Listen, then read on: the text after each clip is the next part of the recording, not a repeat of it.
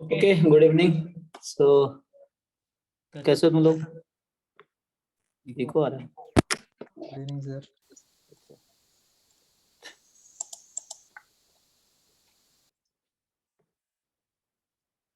तो आप में से कितने लोग एमएससी कर चुके हैं या कर रहे हैं? चैट में बता सकते हो। मैं चैट चलो ओपन कर देता हूँ सबके लिए। कैसे? हम्म। यस सर, मुझे भी कर सकते हो तुम। मतलब गेट की रिक्वायरमेंट क्यों है आप लोगों में, पूछना ही चाहता हूँ। तो गेट क्वालिफाई क्यों करना है?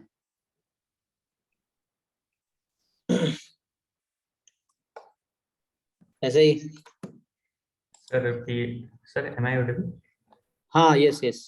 सर पीएचडी के लिए करना है। अभी मैं बायोस्टैट्स डिपार्टमेंट है यहाँ एसजीपीजीआई में, तो उसमें मैं जॉब कर रहा हूँ। मैंने स्टैट्स में किया एमएससी, तो पीएचडी के लिए।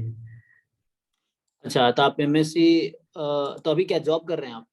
जी सर, यहाँ बायोस्टैट डिपार्टमेंट है मेडिकल कॉलेज में, तो उसमें जो ये डेटा एनालिसिस वगैरह होता है डॉक्टर्स का, तो यहाँ पे भी कराते हैं। मतलब यहाँ बोला है मेरे को, मगर यहाँ का जो पीएचडी है मतलब वो मतलब स्टैट्स का नहीं, मतलब उतना अच्छा नहीं है वो, डेटा कलेक्शन वगैरह पे और उस तरह हो रहा है।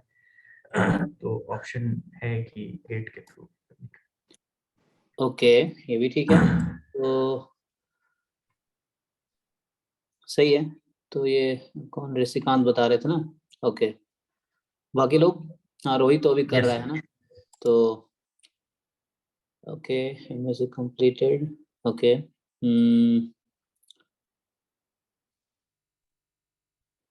ठीक है। देखो, गेट निकालना बहुत मुश्किल है जहाँ तक मेरा एक्सपीरियंस है। मतलब मैंने तो अभी तक तैयारी को भी, मतलब मेरा थोड़ा ऐसा एक्सपीरियंस रहा है, मेरा थोड़ा ऐसा रहा है कि मैं टीचिंग में बहुत पहले से इन्वॉल्व रहा हूँ, तो इसलिए मैंने, मतलब मुझे थोड़ा उस तरह का एक्सपीरियंस नहीं जैसे नॉर्मली बच्चों का होता है, जैसे आप लोग प्रिपरेशन करते हो या बाकी। मैंने कभी प्रिपरेशन बहुत कम एग्जाम की है, क्योंकि मैं बहुत पहले से, मतलब 2011-12 से पढ़ा रहा हूँ। जब मैं 10वीं पास की थी, तब से ही मैं कहीं ना कहीं 9th 10th 11th, जैसे मैं ऊपर बढ़ता गया वैसे मैं पढ़ाता चला गया, मतलब अपना लेवल बढ़ाता चला गया वैसे है। जब मैं 12th पास किया, 12th वालों को पढ़ाता था दिल्ली में। मैं ग्रेजुएशन कर रहा था, जब मैं एमएससी कर रहा था तो मैं जैम वालों को पढ़ा रहा था, कैरियर एंडेवर दिल्ली में, डिप्स में भी। इस तरह से तो मैं अब ऐसे करते चला गया। अभी 2-3 साल से 4 साल से जैम का पढ़ा रहा हूँ, तो ऐसे ही अब गेट का पढ़ा रहा हूँ। तो जैसे क्या है कि मेरा थोड़ा एक्सपीरियंस अलग रहा है, लेकिन जहाँ तक मेरा एक्सपीरियंस है कि इतना मुश्किल नहीं है गेट क्वालिफाई करना, क्योंकि जो आप अगर स्कोर देखोगे पिछले साल का, जैसे आप देख लो, तो उस तरह से है। मतलब, और मैं तो बिना तैयारी एग्जाम में जाता था, लेकिन आप लोग ऐसा नहीं एडवाइस हुआ, क्योंकि मैं पढ़ाते रहता हूँ, चीज़ें मेरे टच में रहती है थोड़ी बहुत, तो बहुत ज़्यादा नहीं लेकिन थोड़ी बहुत रहती है, तो इसलिए ऐसे एग्जाम्स क्वालिफाई हो जाते हैं। सो फिर भी है ना, तो क्योंकि नेट निकालना स्टैट्स वालों को थोड़ा सा मुश्किल टास्क होता है, बिकॉज नेट में क्या है, बहुत सारे प्योर मैथमेटिक्स के क्वेश्चन आते हैं, आपको पता ही है, क्योंकि वो कॉमन एग्जाम है, स्टैट्स का अलग तो किया नहीं है, तो इसलिए थोड़ा सा मुश्किल है। गेट निकालना थोड़ा आसान है, और पीएचडी गेट के थ्रू होता है, आईआईटीज में या एनआईटीज में लेते हैं लोग। सो ये चीज़ है, तो ठीक से आप तैयारी करेंगे तो हो जाएगा, मुझे लगता है मुश्किल नहीं है, जैसे आप प्रीवियस से ढंग से करो, और मतलब कॉन्सेप्ट ढंग से कर लो। जैसे आप जानते हो, जैम वाले बच्चे भी निकाल लेते हैं गेट से, लास्ट ईयर ही था, है ना, हमारा दे भर गया, मतलब जिसने दिया हो गया ऑलमोस्ट, जो दे भर गया था उसका शायद जैम में 27 था, और अराउंड इसी के 24 या 27 था, 24 जैम में 27 गेट में, ऐसा कुछ इस तरह था। श्रुति का 3rd रैंक जैम में था और 19 रैंक गेट में था, तो इस तरह से बस हमने बोला एग्जाम दे दो, तो वैसा है। तो जैम का भी कोई बच्चा ढंग से तैयारी करेगा तो उसका कहीं ना कहीं चांसेस है निकाल लेगा वो, है ना। बट फिर भी अभी मैं फर्स्ट टाइम गेट शुरू कर रहा हूँ प्रॉपर, अगले साल से प्रॉपर पढ़ाएंगे, क्योंकि मेरा भी थोड़ा इसमें इंटरेस्ट ये है कि इस बहाने मैं एक बार एमएससी का कोर्स रिवाइज कर लूंगा, है ना। तो मेरा यही प्लान रहता है। टीचिंग का मेरा पर्पस सिर्फ लर्निंग ही रहा है, मतलब पैसे तो आते ही हैं थोड़े बहुत, वो तो रहा ही है, लेकिन साथ में लर्निंग ज्यादा मेरा इंपॉर्टेंट पार्ट रहा है, इसलिए मैं बहुत पहले से पढ़ाता रहा हूँ, ताकि इस बहाने रिविजन होती रहे चीजों का, वो है। सो ये बाकी मेरे बारे में सब लोग जानते ही होंगे, है ना। मेरा जो कॉलेज, मैंने बॉम्बे से एमएससी किया स्टैटिस्टिक्स में, और अभी खड़गपुर से मेरा पीएचडी चल रहा है स्टैटिस्टिक्स में, सेकेंड ईयर है। और बाकी दिल्ली से एमएससी है, आप लोगों ने देखा ही होगा कहीं ना कहीं, मैं बहुत पोस्ट करता रहता हूँ यूट्यूब पे। तो इस तरह से है। दिल्ली से मैथ्स में एमएससी है, डीयू से मैथ्स में ग्रेजुएशन है, बस बिहार बोर्ड से 10th 12th है। तो ये मेरा बैकग्राउंड है। ओके, सो अभी कुछ डिस्कस करना है, पूछना है तो पूछ सकते हो, तो हम स्टार्ट करते हैं। सर मुझे कुछ पूछना था। जी।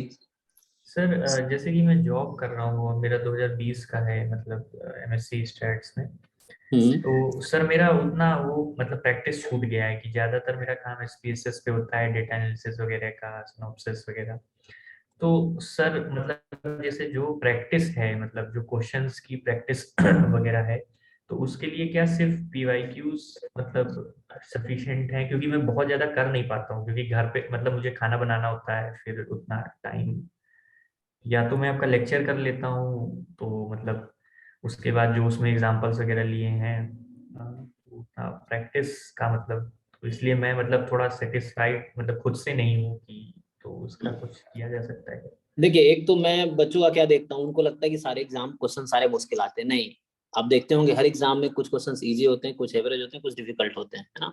तो बच्चा ये मान के चलता है कि सारे क्वेश्चन मुश्किल आएंगे तो मेरी तैयारी एकदम उस लेवल की होनी चाहिए। ऐसा नहीं है, आप बेसिक्स भी ठीक से करोगे ना तो 40-50% क्वेश्चन जो है आप कर पाओगे अटेम्प्ट इजिली।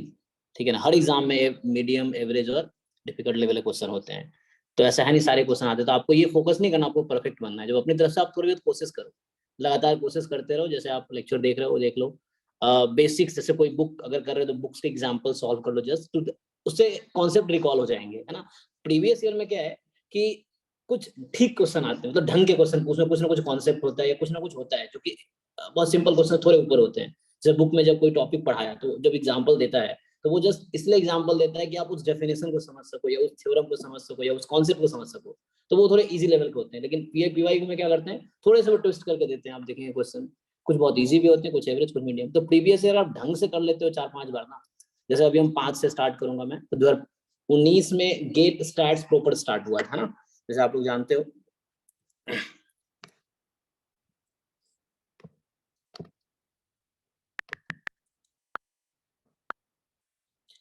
ठीक है,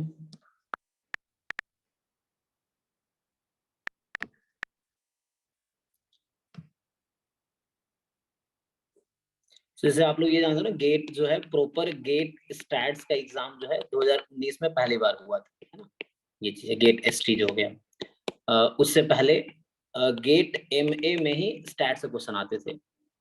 जो गेट मैथ्स है उसी में, मतलब लाइक मैं 2005 से स्टार्ट करूंगा 2018 तक, इसी पेपर में आपको स्टैट से क्वेश्चन मिलेंगे, इन्फ्रेंस के भी, प्रोबेबिलिटी के भी। हाँ, बाकी टॉपिक्स नहीं है क्योंकि मैथ्स वालों के साथ कॉमन था, तो वो वही टॉपिक रखे थे जो MSc मैथ्स में मोस्टली पढ़ाए जाते हैं। इन्फ्रेंस और प्रोबेबिलिटी एंड स्टैटिस्टिक्स का कोर्स होता है बहुत जगह MSc मैथ्स में भी, तो इसलिए ये देते थे। उसके बाद 19 में अलग कर दिया, तो 19 के बाद, फिर 19 के बाद हम एक एक क्वेश्चन डिस्कस करेंगे, जैसे 19, 20, 21, 22, ये 4 पेपर हमारे पास है। तो इसके एक एक क्वेश्चन डिस्कस, 60 क्वेश्चन होते हैं, 65 होते हैं, क्वेश्चन 1 to क्वेश्चन 65। तो सारे क्वेश्चन डिस्कस करेंगे। इसमें क्या मेरा भी थोड़ा फायदा है कि मेरा रिवीजन होता रहता है, और आप लोग का भी एक बार पूरा देख लेंगे, साथ में सीखेंगे। अब ये एक्सपेक्ट मत करना कि मुझे सब आता है, मैं भी आपके जैसा ही हूँ, है ना। मैं क्लास में बोलता हूँ कोई परफेक्ट नहीं है, तो मैं भी आपके जैसे हूँ, मैं भी सीख रहा हूँ। जैसे अभी कुछ गलतियां इस बार करूंगा, वो गलती फिर नेक्स्ट टाइम नहीं होगी, तो वैसे करके मैं भी सीख रहा हूँ। सेम चीज आपको भी करनी है, आप रिवाइज करते हो फर्स्ट टाइम, बहुत सारी चीजें समझ नहीं आती, आप सेकंड टाइम करते हो फिर आपको ज्यादा समझ आती है, थर्ड टाइम करोगे, फोर्थ टाइम करोगे। तो वैसे ही टीचिंग में मेरा ऐसे ही हो रहा है कि फर्स्ट ईयर सबसे खराब पढ़ाता हूँ, सेकंड ईयर थोड़ा अच्छा होता है, थर्ड ईयर ऐसे करके होता है। जैसे फॉर एग्जाम्पल मैं बताऊँ, दिल्ली में जब मैं एक मैट्रिक्स प्लस कोचिंग वहाँ ज्वाइन किया था 2014 में, तो उस फर्स्ट टाइम था जब मैं नहीं पढ़ाया था, बहुत खराब परफॉर्मेंस था। उसके बाद जब मैं 19 में लास्ट टाइम पढ़ा रहा था, 19 20 में, तो इतना अच्छा स्कोर था। मतलब मैं क्या बताऊँ, जैसे उस समय हम लोग 100-150 बच्चों को एक साथ पढ़ाता था, जो कि फर्स्ट ईयर में 2 बच्चों को पढ़ाता था। तो होता है धीरे धीरे एक्सपीरियंस से चीजें अच्छी हो जाती है। तो ये मैं टीचिंग पर्पस से बता रहा हूँ, सेम चीज आपके रिवीजन से ही, अगर आप बार बार रिवाइज करते 5-6 बार करोगे तो आप बहुत अच्छे लेवल पर पहुंच जाओगे कॉन्सेप्ट के। ये चीजें हैं, तो इस तरह चीजें हैं। चलिए स्टार्ट करते हैं। और मतलब आपको ये टेंशन नहीं लेना कि एग्जाम होगा नहीं होगा, आप अपनी तरफ से तैयारी करो और हो जाएगा आपका, अगर आप थोड़े बहुत अफोर्ड कर रहे हो। क्योंकि ज्यादातर लोग एग्जाम देने वाले वो हैं जस्ट एग्जाम देते हैं, मैंने एग्जाम में भी यही देखा स्टैट्स में, और उसमें बहुत कम बच्चे तैयारी करते हैं। हमारे पास 200-300 बच्चे जैम के हैं इस बार, चलो बहुत है, लेकिन तैयारी ढंग से 500-600 बच्चों को जो करते हैं वो भी क्लास के साथ बहुत लोग टाइम भी नहीं देते हैं तैयार। हमारे जैसे एग्जाम्पल लेता हूँ मैं, जैम में हमारे पास अभी 250-300 बच्चे हैं, और आप क्लास देखो कितने अटेंड करते हैं, 20-25-30-40, बहुत ज्यादा करेंगे तो 50 अटेंड करते हैं, मतलब एक क्लास में बच्चे आते हैं। बाकी सब या तो सो रहे हैं या कुछ कर रहे हैं, या उनके पास एग्जाम है या कुछ प्रॉब्लम है, ऐसा है, तो नहीं देख रहे हैं या प्रोक्रेस्टिनेट कर रहे हैं इस तरह से कि बाद में कर लेंगे, रिकॉर्डिंग देख लेंगे, इस माने फिर देखते भी नहीं है ना। और जो बच्चे थोड़े बहुत रेगुलर है वही उनका रिजल्ट होता है। तो बहुत सारे बच्चे हैं कि नहीं अफोर्ड करते हैं, उनको बस लगता है ज्वाइन कर लिए। तो अगर आप अफोर्ड कर रहे हो, आप अगर एक्स्ट्रा वर्क कर रहे हो, तो आपको बहुत रिजल्ट देगा। जैसे मैंने, मतलब जैसे मैं जब पढ़ाई करता था, 10th के बाद से मैं पढ़ा रहा हूँ ट्यूशन, अब मान लो, तो थोड़े टाइम शाम को मैं डेली समझ लो 6 से 10 डेली पढ़ाता हूँ, पिछले 10-11 साल से मैं डेली ये टाइम मेरा टीचिंग का रहा है, ऑलमोस्ट डेली मैं 3-4 घंटे पढ़ाया हूँ। तो ये एक टाइप का स्ट्रगल भी आप कह सकते हो कि मैं स्टडी के साथ टीचिंग भी कर रहा हूँ, लेकिन ये लॉन्ग टर्म बहुत बेनिफिट कर रहा है मुझे, अभी देखो बहुत बेनिफिट कर रहा है, मेरे कॉन्सेप्ट्स अच्छे हैं या फाइनेंशियली मैं फ्री हो गया हूँ, और इस तरह बहुत सारी चीजें हैं। तो अभी थोड़ा सा एक्स्ट्रा एफर्ट करोगे तो लॉन्ग टर्म में आपको हेल्प करेगा। सो जो भी परिस्थितियां हैं उसको एक्सेप्ट करो, उसके हिसाब से आगे बढ़ो। जैसे मैं आप पूछ रहे थे उसके लिए मैं बता रहा था ना, जो इसका आंसर, कोई टेंशन नहीं है, जैसी सिचुएशन है उसी के हिसाब से आप आगे बढ़ो। और ऐसा कोई वो नहीं है कि आपके पास सिचुएशन नहीं होंगी तो आप सक्सेसफुल हो जाओगे। जिसके पास डिफिकल्ट सिचुएशन नहीं है ना, वो सबसे ज्यादा आलसी आदमी, बता रहा हूँ। जैसे मैं अभी एग्जांपल देता हूँ, मैं सुबह 8 बजे लैब आता हूँ और रात को मैं 12 बजे जाता हूँ, तब देखिए 16 घंटे में लैब में रहता हूँ। वो लोग जिनके पास कोई काम नहीं है, 16 घंटे क्यों रहता हूँ? क्योंकि सुबह 8 से मेरा शाम 6-7 बजे तक अपना पीएचडी चलता है, फिर 8-9 बजे से क्लास 12 बजे चलती है, तो ऐसा है। लेकिन वो लोग जिनके पास कोई काम नहीं, वो क्या करते हैं, 11 बजे लैब आते हैं, 5 बजे 6 बजे चले जाते हैं, खत्म। क्योंकि उनको कोई लोड ही नहीं है। मेरे पास लोड है कि मुझे टीचिंग भी संभालनी है, पीएचडी भी संभालनी है। तो जिसके पास जितना प्रेशर है उतना अच्छा करेगा, या जितना रिस्पॉन्सिबिलिटी उतना अच्छा करेगा, तो वो चीजें हैं। तो आपके पास रिस्पॉन्सिबिलिटी, तो आप लाइफ में अच्छा करोगे। अगर आप सिचुएशन डिफिकल्ट से झेल रहे हो तो फ्यूचर में अच्छा करोगे। तो ये बस मैं आपको लिए बोलना चाहूंगा, आप तैयारी करो, हो जाएगा। ठीक है जी, सर स्टार्ट करें। एक क्वेश्चन और था। हम्म, सर आपने अपने एक वीडियो में distribution of questions and marks gate का बताया था। जी तो जो सर जैसे जो आपने बताया था वो मैंने लिख लिया था। रिग्रेशन एनालिसिस में 4 क्वेश्चन 7 मार्क्स थे, मल्टीवेरिएट में 3 क्वेश्चन 5 मार्क्स, और जो नॉन पैरामीट्रिक में 3 क्वेश्चन 4 वो मार्क्स। इसी में होंगे, मैं दिखा भी देता हूँ, मैंने इसी में लिखा होगा, देखता हूँ GATE distribution blueprint of GATE ना, ये रहा जो आप देखा होगा वीडियो, तो मैंने इसी से बनाया था वीडियो, इसमें लिख जी रखा जी मैंने। जी जी सर। तो तो सर क्योंकि जो मतलब जो पोर्शन हमने जैम के मतलब थ्रू वीडियो लेक्चर्स के थ्रू किया है, तो इसमें कुछ पोर्शन जो है मतलब जैसे रिग्रेशन है, मल्टीवेरिएट है, और नॉन पैरामीट्रिक है, स्टोकेस्टिक है।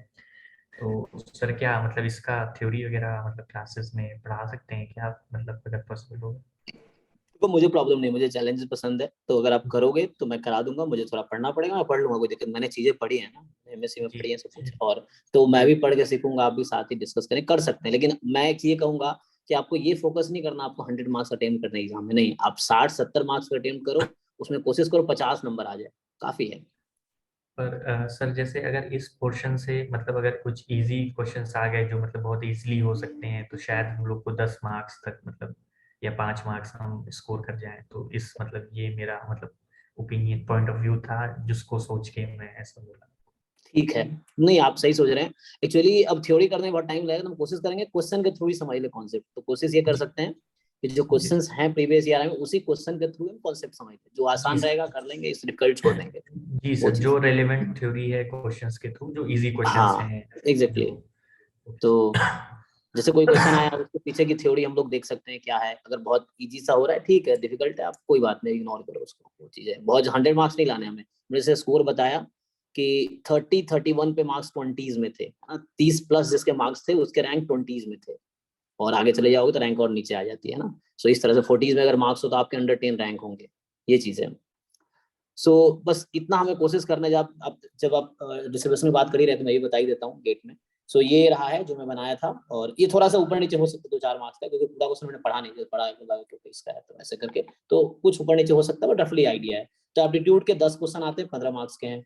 तो इसमें जो थोड़ा बहुत आपकी अगर वो है ना मेंटल एबिलिटी ठीक है, मतलब थोड़े से रीजनिंग वजनिंग टाइप के इस तरह क्वेश्चन आते हैं ना, तो उसमें थोड़े से ठीक ठाक हो, आप इंग्लिश थोड़ा ठीक है, तो आप इसमें से 10 नंबर ला सकते हो अगर चाहो तो। हम देखेंगे 19 से लेके जो 22 तक के पेपर है, उसमें हम एक एक क्वेश्चन डिस्कस करें। मतलब मैं 100 के 100 मार्क्स का डिस्कस करूंगा इस पेपर में, 19 से 22 तक में एक एक क्वेश्चन डिस्कस करेंगे सर। जो टॉपिक हमने पढ़ा है, नहीं पढ़ा, जो मुझे आता है नहीं आता, सारा डिस्कस करेंगे, और जो हो सकता है साथ में कोशिश करेंगे, वो है 2019 से 22 वाले में, क्योंकि इसमें पूरा डेडिकेटेड गेट स्टैट्स का इसी पैटर्न पे 2023 का एग्जाम होना है। तो हम लोग एक बड़ी ढंग से देखेंगे। 19 से पहले मैथ्स के साथ आता था, तो एक बार बस क्वेश्चंस पूरा कर लेंगे जो आए हैं, ताकि मेरा कॉन्सेप्ट रिवाइज हो जाएगा, क्वेश्चन दिख जाएगा इस तरह से। प्रैक्टिस, अब बुक से उठाओगे क्वेश्चन, उससे अच्छा पीवाईक्यू वाला ही क्वेश्चन कर रिवीजन, उससे थ्रू हो जाएगा वो चीजें। सो ये हम करेंगे कि कुछ रीजनिंग भी, मतलब ये एप्टीट्यूड पार्ट भी ट्राई करेंगे, क्योंकि मैं फिर से बता रहा हूं, मैं टीचिंग का पर्पस लर्निंग ही होता है ना, कोई अलग से बैठ के घर पे पढ़ेगा, मैं क्लास में ही सीखता हूँ, वो वाला चीजें हैं। सो सो ये हो गया। कैलकुलस जैसे 6 क्वेश्चन आए थे, 10 मार्क्स के थे। अब कैलकुलस आप ट्राई कर सकते हो, इसमें मैं भी हेल्प कर सकती हूँ, मेरा बैकग्राउंड मैथ्स भी है, तो इसलिए मैं हर चीज में कंफर्टेबल हूँ, है ना। मैं बेस्ट किसी में ना हूँ, लेकिन एवरेज हर चीज में हूँ। सो ये चीजें हैं, तो ये कैलकुलस भी हम डिस्कस कर सकते हैं, क्वेश्चंस देखेंगे। मैट्रिक्स थ्योरी मतलब लीनियर अलजेब्रा हो गया। मैट्रिक्स थ्योरी नाम दिया सिलेबस में, आप सिलेबस देखो, मैं सिलेबस खोल के दिखाता हूँ। हाँ, उसके लिए मुझे जाना पड़ेगा सिलेबस, हाँ ठीक है। सो ये कैलकुलस पोर्शन 6 क्वेश्चन आएंगे 10 मार्क्स के, मतलब आए थे 2022 का पेपर है, ये 2022 का ब्लूप्रिंट है। मैट्रिक्स में लीनियर अलजेब्रा से 6 क्वेश्चन आए थे 9 मार्क्स के, तो लगभग 10 लगा लो, 10 कराऊं। सो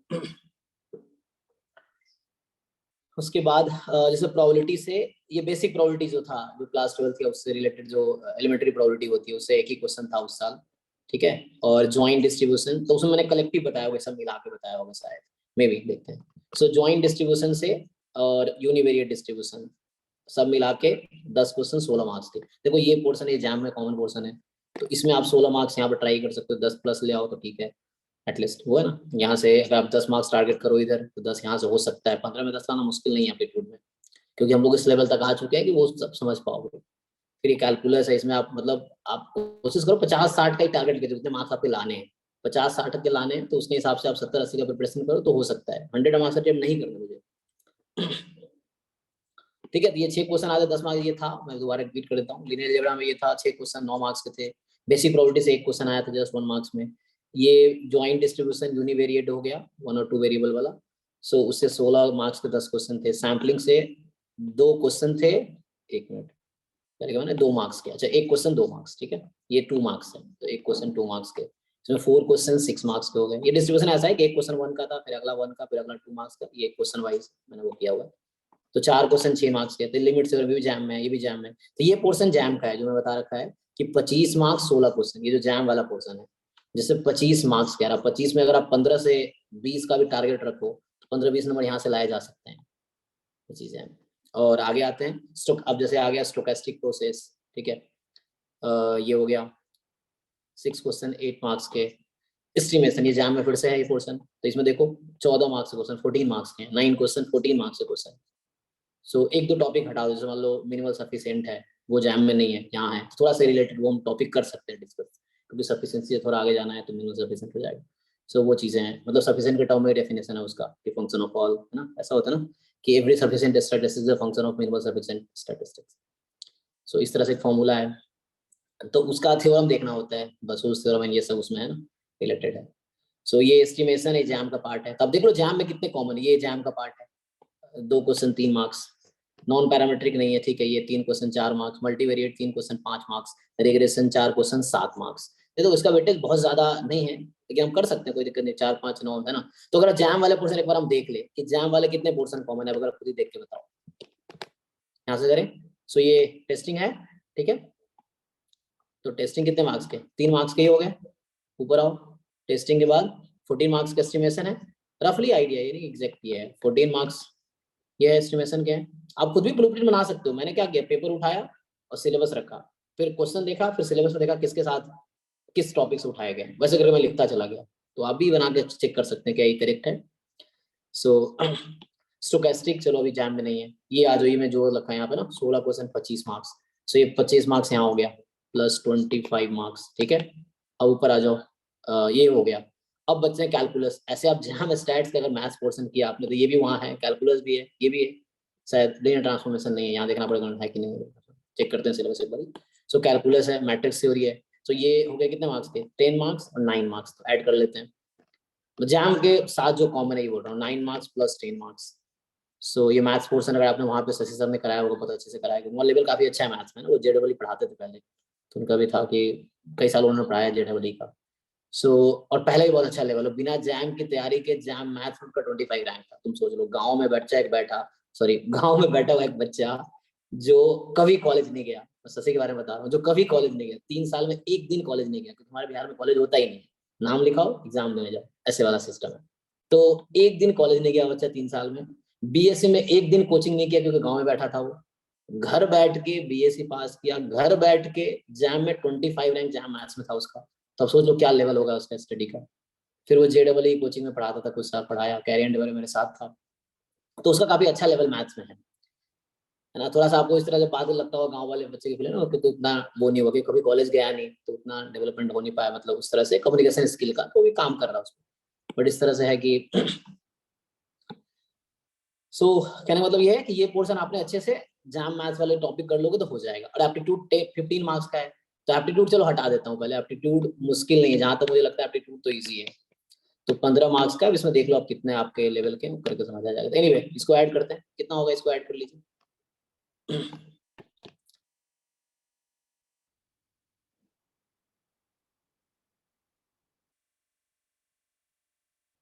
ऐड करो, अब कैलकुलेटर हो जाए, ऐसे धर लो।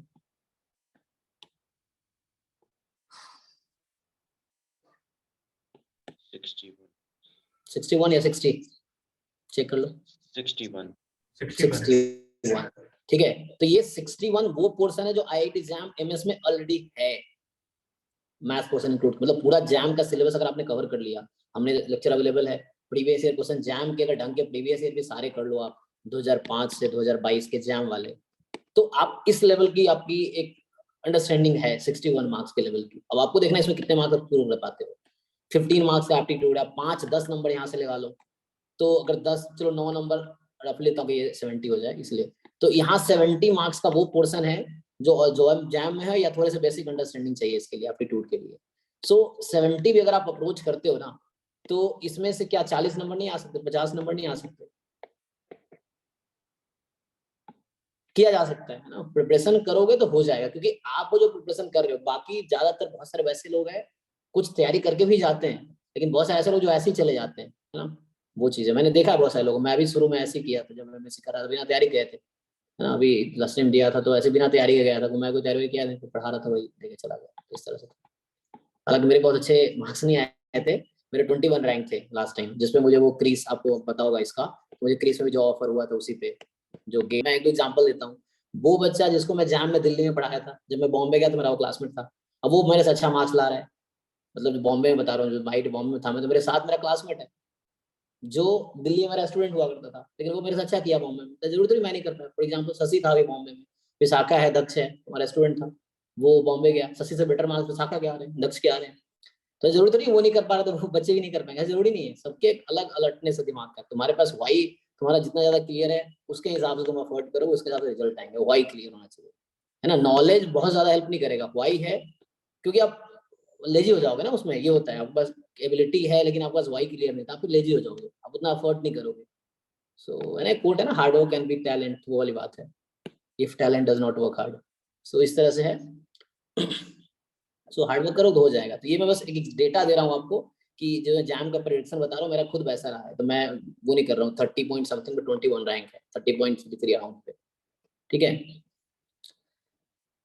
Okay, so I think sufficient है, तो ये अराउंड एस्टिमेट है,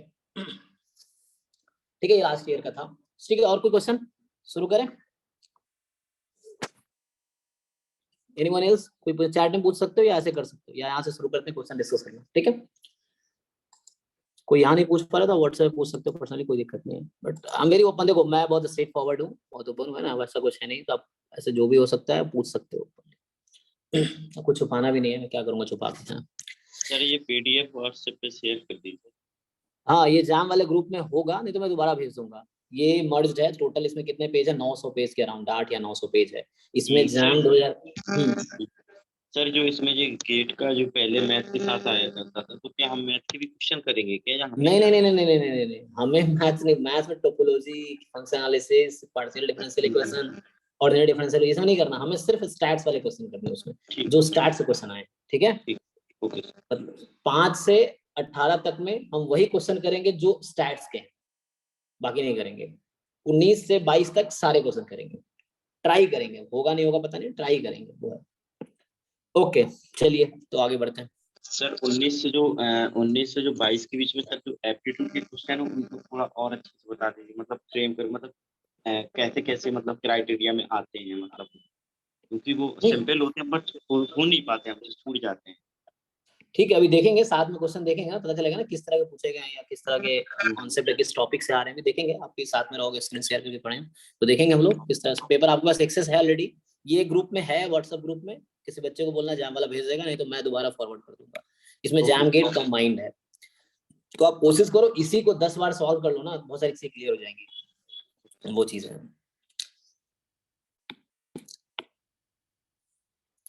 एक्चुअली क्या है, सक्सेसफुल सब होना चाहता है ना, एफर्ट उसके लिए करना पड़ेगा। हम चाहते हैं सक्सेसफुल होना, हम एफर्ट भी करना चाहते हैं लेकिन कर नहीं पाते, कई सारे बच्चे कर नहीं पाते, तो आपको वो करना पड़ेगा वो चीजें।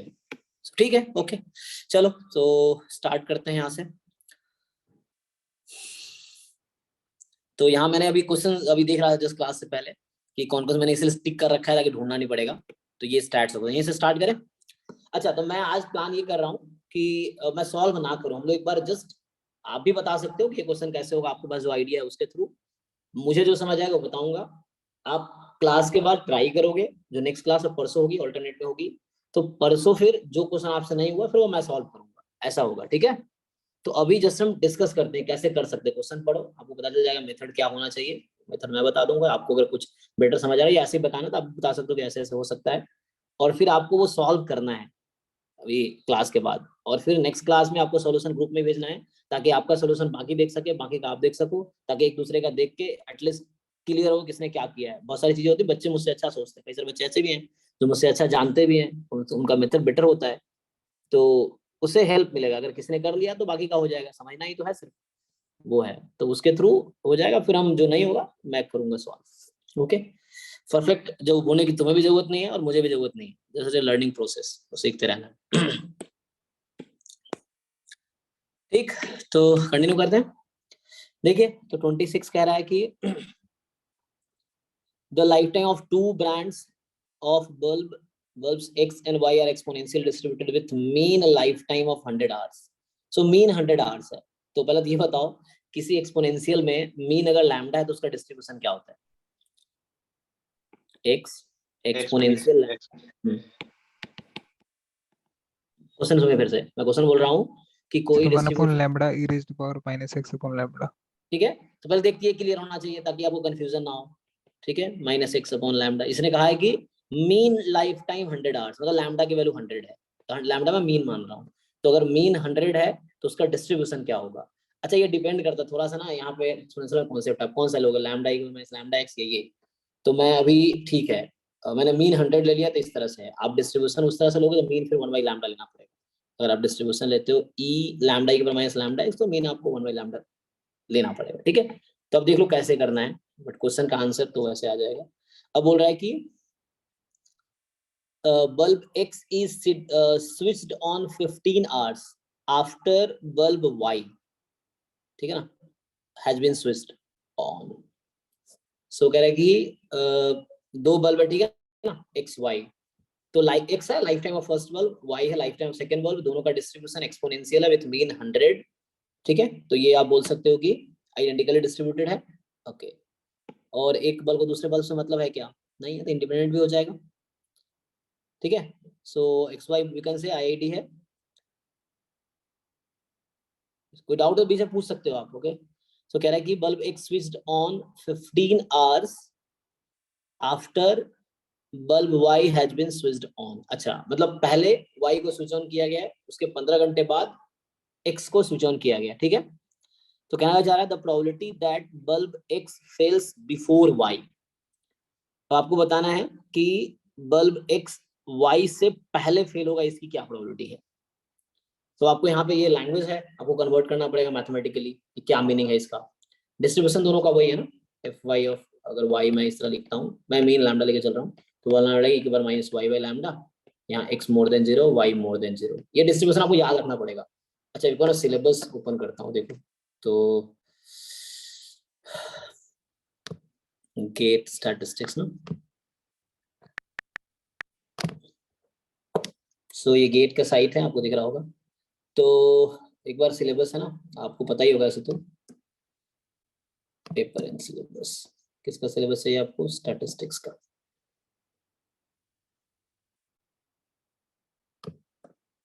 ठीक है। तो ये सिलेबस है,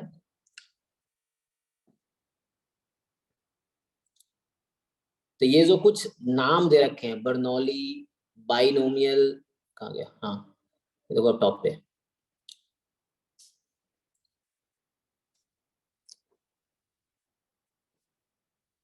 ठीक है। देखो Bernoulli, binomial, geometric, negative binomial, hyper geometric, discrete, discrete uniform मतलब, और Poisson, continuous uniform, exponential, gamma, beta, Weibull और नॉर्मल। अब देखो ये वेबुल डिस्ट्रीब्यूशन ये एग्जाम में नहीं है, लेकिन यहाँ पे है वो, ठीक है। तो आपको ये करना पड़ेगा। तो इसमें क्या करना है, इन सब डिस्ट्रीब्यूशन का आपको पीडीएफ या पीएमएफ पता होना चाहिए, सपोर्ट पता होना चाहिए, पीडीएफ का ग्राफ पता हो और सही होगा, उससे कई बार सिस्टम ग्राफिकली हो जाती है।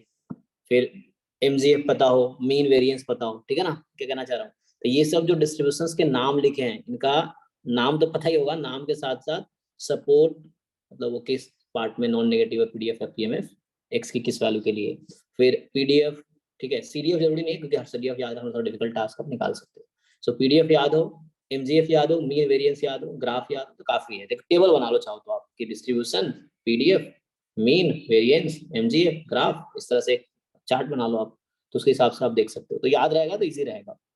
Sir okay, graph of PDF distribution ना, हम्म, ग्राफ मतलब उसका प्रोबेबिलिटी डिस्ट्रीब्यूशन का ग्राफ कैसा है? हाँ पीडीएफ का ग्राफ कैसा है, जैसे नॉर्मल का आप जानते हो इस तरह होता है, सिमेट्रिक अबाउट मीन होता है, स्टैंडर्ड नॉर्मल सिमेट्रिक अबाउट 0 है ना, बेल शेप का। तो इस तरह से बाकी का भी याद रहेगा तो ठीक रहेगा, कई बार वैसे तो सर क्वेश्चन आते ये हैं। कैसे हेल्प करता है, मतलब किस तरह से मतलब कुछ क्वेश्चंस वैसे पूछ लेते हैं, फॉर एग्जांपल जैम में एक क्वेश्चन आया हुआ है कि एक क्वेश्चन जैम में आई थिंक 21 या 22 में या 20 में है, उसमें ये है कि x है आपका काई स्क्वायर 3 और y है काई स्क्वायर 4, ठीक है। अब ये पूछ रहा है कि option A probability x more than 0.3 is more than probability y more then 0.3, ये जैम का क्वेश्चन है। y मोर देन 0.7 इज मान लो less than probability y more than 0.7, like इस तरह के ऑप्शन, 4 ऑप्शन बना रखे हैं। अब इसको कैसे करोगे आप, तो अगर आपको काई स्क्वायर का ग्राफ पता है तो आप इजीली इसको कर सकते हो सॉल्व, ठीक है। अगर आप सॉल्व करोगे तो कुछ इस तरह से होता है कि अब देखो आपको अगर काई स्क्वायर का पीडीएफ पता है कि डिग्री ऑफ फ्रीडम यहाँ 3 है यहाँ 4 है, तो क्या इफेक्ट पड़ता है। तो जैसे क्या होता है, जब डिग्री ऑफ फ्रीडम जैसे जैसे बढ़ती जाती है तो काई स्क्वायर नॉर्मल जैसा बनता चला जाता है, ठीक है, टी काई स्क्वायर एफ तीनों। सो अगर मैं इसका ग्राफ बनाऊं तो ये कुछ इस तरह, मान लो डिग्री ऑफ फ्रीडम 3 है तो इस तरह का होगा। डिग्री ऑफ फ्रीडम अगर इस तरह का होगा, ये डिग्री ऑफ फ्रीडम 3 है तो मैं क्या बोलूँ, चलो मान लो n1 3 है और n2 4 है, इस तरह का शेप होगा। जैसे जैसे n बढ़ेगा वो तो नीचे होती जाएगी, ठीक है। सो इस तरह का शेप इस तरह चलता जाएगा। ये डिग्री ऑफ फ्रीडम जब 5 होगा तो अब ये है। अब यहाँ पे क्या होगा, आप 0.3 देख लो किधर, यहाँ पे 0.3 के राउंड मान लो ये है। अब क्या आपको देखना है, जैसे मान लो मैंने बोला कि x जो है काई स्क्वायर n1 है और y जो है काई स्क्वायर n2 है, ठीक है। तो अब यहाँ पे क्या करोगे आप, अब देखो अब बताओ कौन सा, मैंने तो सिर्फ ये पूछूं ए ट्रू है या फॉल्स है, बी ट्रू या फॉल्स है। जिसका डिग्री ऑफ फ्रीडम ज्यादा है तो वो एरिया उधर मतलब ग्रेटर देन 0.3 ज्यादा होगा, क्योंकि वो जो बेल शेप है तो वो न्यूमरलाइज करेगा तो वो बड़ा हो जाएगा, मतलब y ग्रेटर देन मतलब when degree of freedom is 4 और 5। अच्छा ठीक है, आप जो कह रहे हो वो अभी हम मान लेते हैं। अभी क्वेश्चन ये है सब लोगों से, आप सब लोग मुझे बताओ ए ऑप्शन ट्रू है या फॉल्स है, सिंपल, ए ट्रू है या फॉल्स, आप इतना बताओ, बी ट्रू या फॉल्स। सब लोग ट्राई करो, नोटबुक पे ग्राफ मैंने बना दिया है, आप मुझे बताओ इनमें से ऑप्शन ए को मैं ट्रू मानूं या फॉल्स मानूं, ऑप्शन बी ट्रू या, 4 ऑप्शन है वहाँ पे। तो मैं जस्ट 2 मुझे याद आ रहा है मैं लिख दिया, बाकी 2 और होंगे। तो आप मुझे अभी बताओ सब लोग, चैट में बताओ या अनम्यूट करके बताओ, जैसे आप बता सकते हो। आप मुझे बताओ कि इसमें क्या कौन सा करेक्ट है option A sir true option B क्या फॉल्स। लिखा हुआ है, ऑप्शन बी क्या है? ऑप्शन बस उसमें लेस देन है। अच्छा ये सॉरी मैंने थोड़ा गलत किया है, x 0.7 less than y more than 0.7, ठीक है। बस यहाँ इनइक्वालिटी बदल दी और 0.3 को 0.7 रख दिया, ऐसे कोई डिफरेंस नहीं आएगा क्योंकि इसका यहाँ जाके अराउंड ये 3 या 4 होता है अराउंड इधर। लेट से तुम अगर ग्राफ देखोगे, चलो मान लो 1 है अभी, ठीक है, ये 1 का अराउंड आएगा। सो इस तरह के 1 पे ऐसी सिचुएशन आएगी। तो आपको अगर पीडीएफ याद है तो चीजें इजी होंगी। Sir B correct. Yes sir, first और सब लोग ट्राई करो आंसर करने का, ठीक है। उससे क्या फर्स्ट है, फॉल्स ओके, तो ए ऑप्शन आपको लग रहा है फॉल्स है, बी लग रहा है ट्रू है, ट्रू है। ओके। तो बाकी सब लोग देखो कोशिश करो, सब लोग ट्राई करो, गलत होगा कोई बात नहीं, यहाँ गलती करोगे बेटर है एग्जाम में गलती करने से। जब आप गलत करके आप सीखोगे, ज्यादा सीखोगे ना। अगर आपने कुछ बताया आपको गलत लगा तो लगा वो गलत क्यों है, फिर वो चीजें ज्यादा दिन तक याद रहती है, हमने वहां गलती की थी।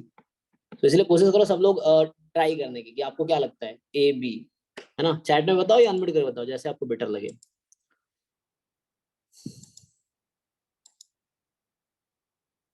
सर एक बार और बता दीजिए थोड़ा ग्राफ जैसे मुझे समझ में नहीं आ रहा। ग्राफ बना हुआ है, आपको डिसाइड करना, नंबर भी दे दिया, 0.3 इधर है, 0.7 इधर है, 1 यहाँ पे है, ये 1 है एक्स एक्सिस पे। अब आपको डिसाइड करना है कि कौन सी प्रोबेबिलिटी ज्यादा है ग्राफ से। अब कोशिश करो पहले।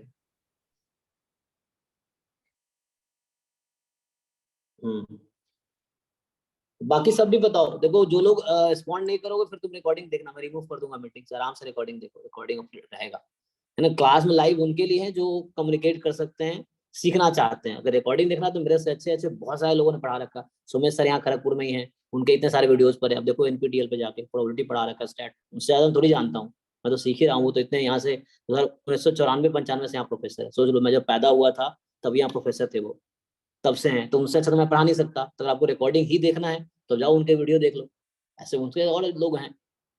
तो ऐसा है, अगर क्लास में हो तो आप कम्युनिकेट करो, अदरवाइज फिर मैं एंटरटेन नहीं करूंगा। क्योंकि लाइव क्लास में मैं जानता हूँ कि तुम घर पे ऐसी जगह बैठो जहाँ तुम फ्री हो और तुम डिस्कस कर सको। मान लो ऑफलाइन क्लास में तो मैं आपसे पूछता था, आपको आंसर देना पड़ता है ना, तो सेम वैसे फील करो ना। मतलब कोशिश करो ज्यादा अटेंटिव होने की, तो तभी वो होगा। वरना फिर मैं क्या रिकॉर्ड करके मैं अपलोड कर दूंगा, फिर क्या ही फर्क पड़ेगा। और ऑलरेडी बहुत सारे वीडियो यूट्यूब पे अपलोडेड है, इतने सारे लाखों करोड़ों वीडियो अपलोडेड है जी।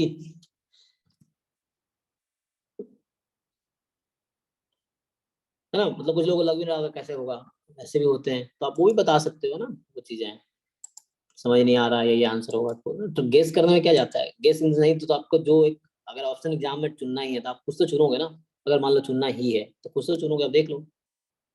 तो उस तरह से एनीवे जैसे मैं इस पोर्शन की बात करूँ, अब यहाँ ध्यान दो। जैसे मान लो ये वाला पोर्शन है, ये जिसको मैं अभी सेट कर रहा हूँ, तो ये कौन सा पोर्शन हुआ, ये होगा ये जो पोर्शन आप सभी सेट किया मैंने, ये है probability x less than 0.3, sorry 0.3, right. ये हो गया, ओके। अब मैं लिखता हूँ प्रोबेबिलिटी y लेस देन 0.3। तो ये कौन सा पोर्शन है, y लेस देन 0.3, ये वाला पोर्शन होगा। इसके नीचे है ग्राफ। तो ये जो अभी मैंने सेट किया है ये है प्रोबेबिलिटी y। तो मैं लिखने में ना काफी, मतलब मैं टाइपिंग मिस्टेक करता हूँ, तो ये y, ठीक है। सो कौन सा ज्यादा है यहाँ पे, आपको सिंपली दिख रहा होगा कौन सा एरिया ज्यादा है, x वाला, ठीक है। अब इसका कॉम्प्लीमेंट ले लो। कॉन्टिन्यूअस डिस्ट्रीब्यूशन है तो इक्वल लगाओ तो भी कोई फर्क नहीं पड़ता, नहीं लगाओ तो भी कोई फर्क नहीं पड़ता। क्यों? क्योंकि कॉन्टिन्यूअस डिस्ट्रीब्यूशन में पॉइंट पे प्रोबेबिलिटी 0 होती है। तो इक्वलिटी लगा रहे हैं तब भी सेम बात है, प्रोबेबिलिटी सेम ही रहेगी। इक्वलिटी नहीं लगा रहे तब भी सेम ही रहेगी कॉन्टिन्यूअस डिस्ट्रीब्यूशन के केस में। सो अब इसका कॉम्प्लीमेंट ले लो। तो कॉम्प्लीमेंट जब लोगे आप 1 माइनस करोगे तो प्रोबेबिलिटी x मोर देन 0.3, यहाँ ये चेंज हो जाएगा। क्यों? क्योंकि जब आप कॉम्प्लीमेंट लोगे तो पहले माइनस से मल्टीप्लाई करोगे, मैं करके दिखा देता हूँ। सो आप जैसे इसको मल्टीप्लाई करो minus, so probability x less than equal to 0.3 more than minus probability y less than 0.3, इस तरह से है। और 1 ऐड कर दो, एडिंग 1 बोथ साइड। अच्छा मैंने इक्वलिटी चेंज नहीं की, सर लेस देन हो जाएगा। हाँ हाँ हाँ यस। सो यहाँ से ये आ गया। अब क्योंकि नेगेटिव जब आप मल्टीप्लाई करते हो इक्वलिटी का साइन चेंज होता है, तो साइन चेंज होगा तो क्या आएगा फिर यहाँ पे आपके पास, ये आ गया प्रोबेबिलिटी x मोर देन ना, more than 0.3 is less than probability y more then 0.3। ऐसे ग्राफ देख के भी कोई बता सकता है, लेकिन मैंने इसे डिराइव किया, ठीक है। पहला ऑप्शन क्या बोल रहा था कि मोर है, लेकिन एक्चुअल में क्या है, लेस है। तो पहला ऑप्शन फॉल्स हो गया, है ना। तो क्या वैसे देख पा रहे हो कि x मोर देन है, तो सो लेस, ये ऑप्शन, तो पहला ऑप्शन आपने बताया फॉल्स, करेक्ट है। अब दूसरा ऐसे ही सेम बात है, वही वही चीजें मैं करूंगा दूसरा, तो ऑब्वियसली ट्रू हो गया, इसका जस्ट अपोजिट तो किया मैंने, ठीक है। तो जिन लोगों को समझ आ रहा है, अब बाकी लोगों को समझ आ गया होगा। हाँ जी कुलदीप, क्लियर है आपको? Yes sir. सो ओके, चलिए आगे बढ़ते हैं फिर। तो ये तो जैसे एग्जांपल था, है ना। अब वहां पे आओ। सो अब क्या करना आपको, मतलब मैं सॉल्व नहीं करूंगा ये क्वेश्चन, वो मैं कर दिया क्योंकि मुझे समझाना था ग्राफ का क्या अप्रोच है, क्या हेल्प, कैसे हेल्प करता है। तो एग्जांपल दिया मैंने, और भी हो सकते हैं ऐसे, बाकी केस में भी हो सकते हैं। नॉर्मल में जैसे टेस्टिंग में नॉर्मल का ग्राफ आपको हेल्प करता है ना, जैसे नॉर्मल में आप क्या करते हो, जब टेस्टिंग आप करोगे तो उस तरह समझ आएगा कि ना इस तरह रिजेक्शन रीजन है, ये है, तो इसमें क्वेश्चन जैम में उसमें भी आया हुआ है कि अगर आप साइज इंक्रीज करोगे तो पावर में क्या होगा, अगर मैं साइज डिक्रीज कर रहा हूँ तो पावर क्या होगा। इस तरह क्वेश्चन है जैम 2022 में आया हुआ है।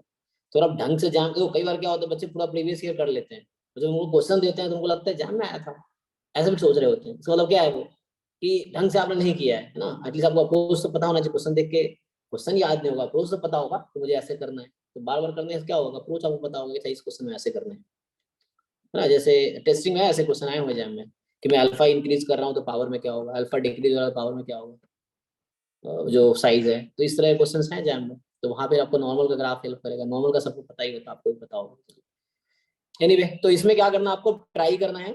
So how will you formulate it mathematics. So sum of exponential क्या होता है भाई देव, अगर इसमें जरूरत पड़ी तो। सर अगर वो ये गामा। सब, हाँ ये सब कॉन्सेप्ट है जो आपको जैम वाला जो हमने पढ़ाया है वहां सीखना पड़ेगा, या बुक से पढ़ो या यूट्यूब वीडियो देख करो कहीं से, क्योंकि हम थ्योरीज पढ़ाएंगे, पूरा थ्योरीज पढ़ाने में 6 महीने लगते हैं जैम या गेट के पाऊंगा तो थ्योरीज हमारा थ्योरेटिकल अप्रोच यहाँ नहीं होगा, यहाँ हमें एग्जाम अप्रोच होगा। क्वेश्चन पे ज्यादा फोकस करेंगे, क्वेश्चन के थ्रू थ्योरी समझेंगे, थ्योरी से क्वेश्चन पर नहीं जाएंगे, क्वेश्चन से हम थ्योरी पे जाएंगे। यहाँ जरूरत है कि एक्स प्लस वाई निकाल सकते हो आप, तो एक्स प्लस वाई जो होता है एक्स एक्सपोनेंशियल लैम्डा है, आई है, X Y are I D exponential lambda है। अच्छा अभी रोहित जैसे बताया, मैं बाकी लोगों से पूछता हूँ ये लोग क्यों रिस्पॉन्ड नहीं कर रहे, 3-4 लोग हैं जो रिस्पॉन्ड कर रहे हैं, रोहित, ऋषिकांत और कुलदीप। हाँ जी बाकी लोग, क्या इनका नाम है, धर्मेंद्र और ये 2 लोग हैं। हाँ कैसे प्रोनाउंसिएट करते हो आप, पोलाबी समथिंग, पोलाबी। So how will you approach this question. अच्छा ये बताओ एक्स प्लस वाई क्या होगा, धर्मेंद्र आपको आइडिया है कि 2 रैंडम वेरिएबल एक्सपोनेंशियल का सम क्या होता है, सम का डिस्ट्रीब्यूशन क्या होता है, मतलब इसका मतलब डिस्ट्रीब्यूशन, कि सम का डिस्ट्रीब्यूशन क्या होगा। ये जो होता है गामा 1 कॉमा लैम्डा हो जाता है। अब गामा में भी 2 फॉर्म है, आप याद रखना कौन कौन सा है। तो ये गामा 1 लैम्डा है, जब आप ऐड करते हो गामा को तो फर्स्ट कॉम्पोनेंट ऐड होता जाता है, तो ये गामा 2 लैम्डा हो जाएगा। अब इसका पीडीएफ देख लो, एक गामा जब जिससे मैंने जो भी एक्सपोनेंशियल का लिया तो उसके corresponding exponential is a special case of gamma. जैसे फॉर एग्जांपल चलो मैं एक समझा देता हूँ, जैसे हम एक्स लेते हैं गामा अल्फा बीटा। हाँ जी रोहित आप बताओ कौन सा वाला पीडीएफ लेके चलना है गामा का, कोई सही बताओ। एक 2 डिस्ट्रीब्यूशन है इसके, मतलब फॉर्म 2 है, बात बराबर है। हाँ सो सर ई रेज्ड पर हाँ माइनस ई रेज्ड पर माइनस अल्फा एक्स हम्म इंटू एक्स हम्म एक्स रेज्ड पर बीटा। -1 टाइप इसे, या मैं लिख देता हूँ, रुक जाओ तुम जैसे थोड़ा यस नोटेशन इधर कर रहे हो तो मैं लिख, मतलब सही बता रहे हो, बस वो नोटेशन जो तुम अल्फा लिया मैं बीटा लूंगा, तो मैं ऐसे लिख देता हूँ जो बुक में यस आपको मिलेगा। मतलब अलग अलग बुक में अलग नोट है। फॉर एग्जांपल तुम साहू वाली बुक उठाओ, प्रसन्ना साहू की, उसमें अलग है लैम्डा थीटा में लिखा हुआ है। तुम कैसेला बर्गर उठाओ, उसमें अल्फा बीटा में है, लेकिन तुम देखो उतना चेंज है। ये रोहित की उठाओगे उसमें अलग है। तो हर बुक में गामा का अलग अलग नोटेशंस यूज किए उन्होंने। तो आपको देखना आप क्या लेके चलोगे। जैसे मान लो मैं लिख देता हूँ, एक ये पीडीएफ होता है और कुछ में बीटा एक बार अपना ऊपर होगा, ऐसा होता है।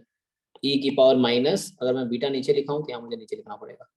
तो डिनोमिनेटर में है तो मुझे यहाँ डिनोमिनेटर में लिखना पड़ेगा माइनस एक्स अपॉन बीटा। अगर मैं इसको न्यूमरेटर में लिखा होता है यहाँ पे, यहाँ में मल्टीप्लाई करता है। ओके जैसे एक पीडीएफ है गामा का एक्स मोर देन 0। अब सिंपली आप देखो, जैसे मैं यहाँ कह रहा था मैं जस्टिफाई कर रहा हूँ उसको, gamma alpha 1 lambda. So alpha को आप 1 रख, देखो क्या मिलेगा यहाँ। अल्फा को आप इसमें अल्फा की जगह 1 रख दो, क्या होगा।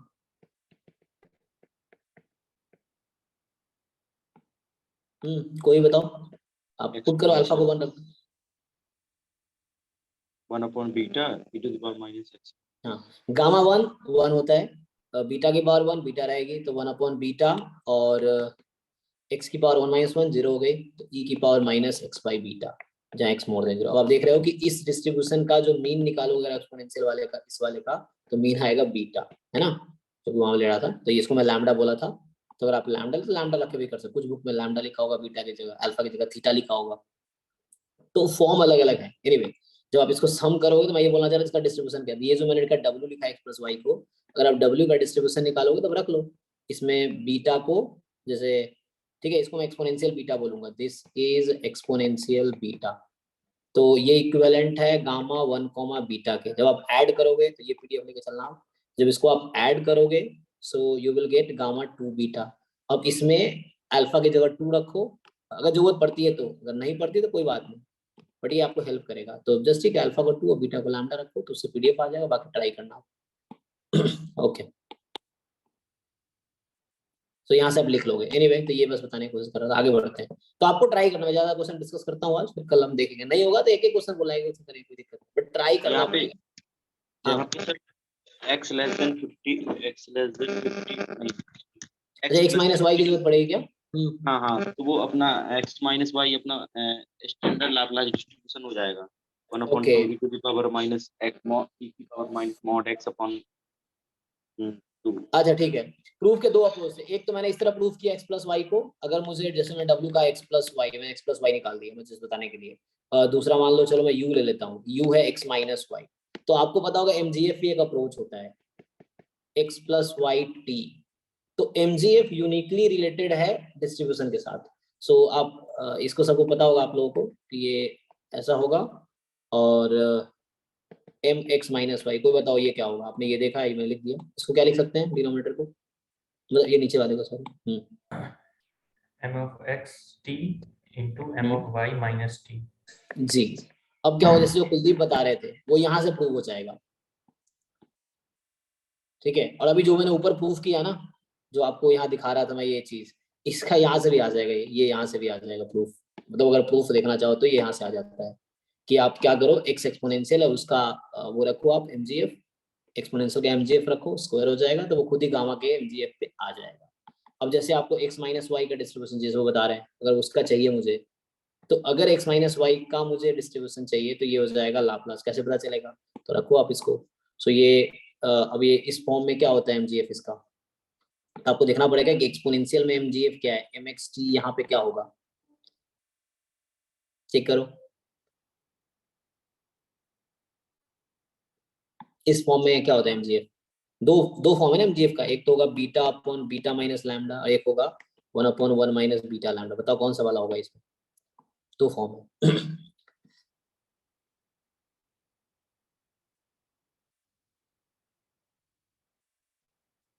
आई थिंक ये वाला होगा, चेक करो।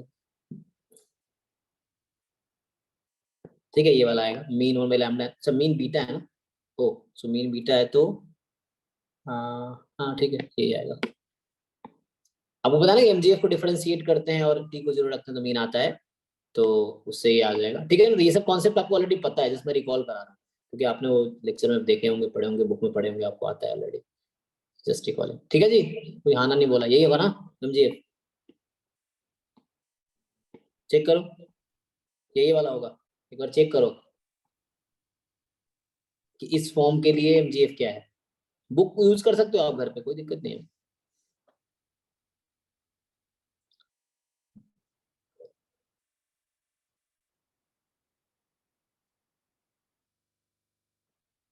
क्वेश्चन समझ क्या बोल रहा हूँ मैं? ये PDF एक्सपोनेंशियल का है, तो ये वाला MGF है या ये वाला MGF है, कौन सा करेक्ट है?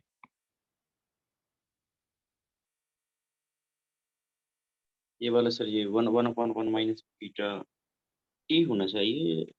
अच्छा सॉरी, हाँ वो मैंने गलत की है ना, सही बताओगे तो वरना पता चलेगा, क्योंकि मैं टाइपिंग मिस्टेक बहुत कर देता हूँ, बोलता कुछ हूँ लिखते कुछ है ना। सो यहाँ मैंने लैम्डा लिख दिया है, सो टी, ठीक है। यहाँ भी टी होगा। सो ये दूसरे फॉर्म में वाला ये आता है, दूसरा फॉर्म जब लिखोगे तो आएगा। एनीवे सो ये MGF यहाँ जब रखोगे ना आप, तो ये आ जाएगा 1 minus beta T, 1 minus beta T इसका होल स्क्वायर, ये हो जाएगा। अब चेक करो, सॉरी वो मैंने थोड़ा गलत कर दिया, होल स्क्वायर क्यों होगा, क्योंकि यहाँ माइनस भी तो है, तो एक आएगा beta 1 T, upon, 1 plus beta T होगा ना दूसरा तो। हाँ ये हो जाएगा, ठीक है। सो यहाँ हो जाएगा ऐसा, क्योंकि अब माइनस टी रखोगे उसकी जगह पे, तो ये आपका आ गया कि 1/1 minus beta square T square. अब आपको ये पहचानना पड़ेगा कि भैया ये MGF किसका है, तो जो स्टैंडर्ड डिस्ट्रीब्यूशन है वो आपको याद रखना पड़ेगा। तो जो डबल एक्सपोनेंशियल है ना, उसका अगर आप MGF याद करो, x इज डबल एक्सपोनेंशियल, ठीक है। पैरामीटर ले लो म्यू और b, जिस फॉर्म में डिफाइन होती है, इसको लाप्लास बोलते हैं, लाप्लास डिस्ट्रीब्यूशन म्यू और b। तो ऐसे ही जब रिकॉल करोगे आपको याद आएगा, एग्जाम में भी वहां कोई हेल्प नहीं होगा, आपको खुद ही पूछना, खुद से क्वेश्चन पूछना पड़ेगा, खुद से आंसर बताना पड़ेगा। पहले तो मुझे इसका PDF बताओ क्या होता है। और 1/2 लैम, ये क्या बी लिखा है 1/2 बी, हाँ लैम्डा म्यू और b है, या लैम्डा भी लिखो, कुछ भी लिख लो, हाँ 1/2 लैम्डा 2b हाँ इस तरह लिख दूँ 2b e की पावर माइनस ऐसा कुछ minus mod x minus mu upon p। हाँ ये हो गया। और mxt होता है e to the power mu t upon 1 minus b square t square. D square इसको ना तो अब देखो यहाँ से आप कंपेयर कर सकते हो। आप देखो अब ये जो mgf आपका आया है अब इसके साथ कंपेयर करो, आपको मिल रहा होगा ओके म्यू क्या होना चाहिए और बी क्या होना चाहिए। म्यू 0 होना चाहिए, b बीटा, ठीक है। तो अब म्यू की जगह 0 हो गया, बी की जगह बीटा, तो x माइनस वाई का डिस्ट्रीब्यूशन आ गया। मतलब ये सब जस्ट डिस्कस कर रहे हैं, आपको देखना है कि वो यूज होगा नहीं होगा, आपको सॉल्व करना है। मैं सॉल्व नहीं कर रहा हूँ क्वेश्चन, अगर जरूरत पड़ती है तो मैं बता रहा हूँ इससे कैसे करोगे। हो सकता है बिना जो वैसे करे सॉल्व कर लो आप, है ना, वो चीजें हैं। सो आपको देखना पड़ेगा कि आप कर पाते हो क्या। सो इस तरह से आ जाएगा, अब यहाँ से पीडीएफ आ जाएगा, फिर आप कर सकते हो अगर जरूरत पड़ी तो, अदरवाइज यू जस्ट सी। सो आप ट्राई करो, नहीं तो नेक्स्ट टाइम देखते हैं, इस तरह से ट्राई करो। आगे बढ़ते हैं, ठीक है। सो आपको ये ट्राई करना है and then will see in next class. Second question पे आओ। सो और ये गेट का एग्जाम एमएससी लेवल का है ना, तो कुछ क्वेश्चन ऐसे भी होंगे जिसका रिलेशन एमएससी लेवल से होगा। जैम का लेवल बीएससी है, तो वहाँ तुम एक्सपेक्ट कर सकते हो कि उस तरह के होंगे। ठीक है, तो 27 क्या कह रहा है, तो ये आपको ट्राई करना है, आप लिख के सॉल्यूशन भेजना, फिर हम देखेंगे। So a random sample of size n is chosen from population with probability density function this। अच्छा ये पीडीएफ दे रखा है, ये कौन सा डिस्ट्रीब्यूशन है?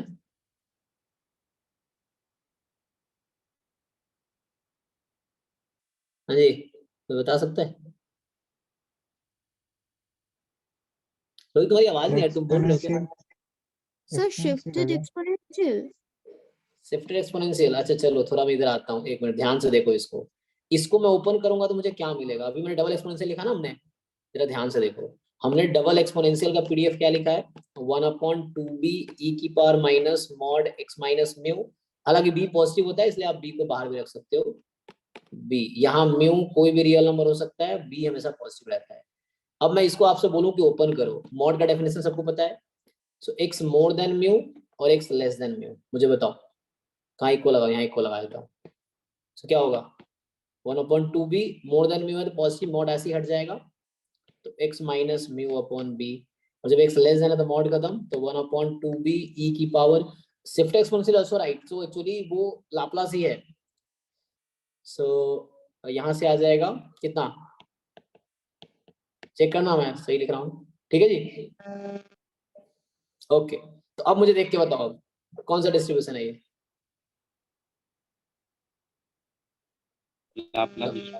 ठीक है, ये लाप्लास ही है, म्यू की जगह मॉड थीटा खुल है। गया है। अगर शिफ्टेड एक्सपोनेंशियल होता तो मतलब एक होगा, जैसे x ग्रेटर देन थीटा और 0। और यहाँ पे वो नहीं होता है। अच्छा एक मिनट, हाँ शिफ्ट, उसमें क्या होता है शिफ्ट एक्सपोनेंशियल में ये यहाँ पे वो होता है ना, फिर उसमें क्या होता है, लैम्डा ई की पावर माइनस लैम्डा एक्स।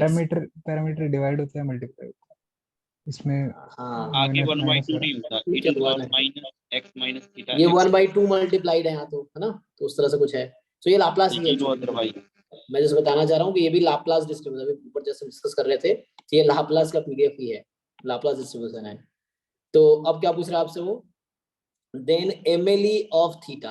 हालांकि एमएलई निकालने के आपको डिस्ट्रीब्यूशन नहीं पता होगा तो भी कोई टेंशन नहीं है, वो जैसे मैं बता रहा हूँ हम लोग जनरल डिस्कस कर रहे हैं, तो ये डिस्कशन दूसरे क्वेश्चन में भी हेल्प कर सकता है, तो इसलिए हम डिस्कस कर रहे हैं कि ये कौन सा डिस्ट्रीब्यूशन है। इस क्वेश्चन में जिसको नहीं भी पता है कौन सा डिस्ट्रीब्यूशन, क्वेश्चन कर लेगा, एमएलई पता है आपको क्या होता है, तो वैसे कर लोगे आप वो चीजें। अब यहाँ पे एक नया क्वेश्चन आ गया, व्हाट इज एमएलई। मुझे कोई बताओ एमएलई क्या होता है, डेफिनेशन क्या है एमएलई। एमएलई को सर मैक्सिमम मतलब डिफरेंशिएट करते हैं और इक्वल टू 0 रख देते हैं, पैरामीटर को एस्टिमेट करते हैं, मतलब पैरामीटर को एस्टिमेट करते हैं डिफरेंशिएट करके। So the right, point at which the likelihood is maximum. हाँ सिंपल, मैक्सिमम लाइक्लीहुड एस्टिमेटर। तो थीटा की एस्टिमेटेड वैल्यू जिसके लिए लाइक्लीहुड मैक्सिमम हो जाए, सिंपल। तो आपको क्या करना है, लाइक्लीहुड को मैक्सिमाइज करना है। तो जैसे क्या करते हैं, द वैल्यू ऑफ थीटा, ये थीटा मतलब पैरामीटर, जो भी पैरामीटर है, फॉर एग्जांपल यहाँ थीटा ही है, क्वेश्चन में थीटा है, यहाँ पे वो म्यू है, तो द वैल्यू ऑफ थीटा या म्यू फॉर विच या एट विच जो लाइक्लीहुड फंक्शन है आपका एल थीटा आएगा, ये मैक्सिमम हो जाए। तो ये कैलकुलस वाला मैक्सिमम है कि आपको फंक्शन को मैक्सिमाइज कर देना है, जिस भी पॉइंट पे मैक्सिमम हो गया वो आपका आंसर है। तो अब तो आपको पीडीएफ पता है, तो आप उससे वो कर सकते हो, आप लाइक्लीहुड निकाल लोगे। अच्छा क्वेश्चन उठता है what is likelihood. So L theta क्या होता है, लाइक्लीहुड क्या होगा, how do you define likelihood function.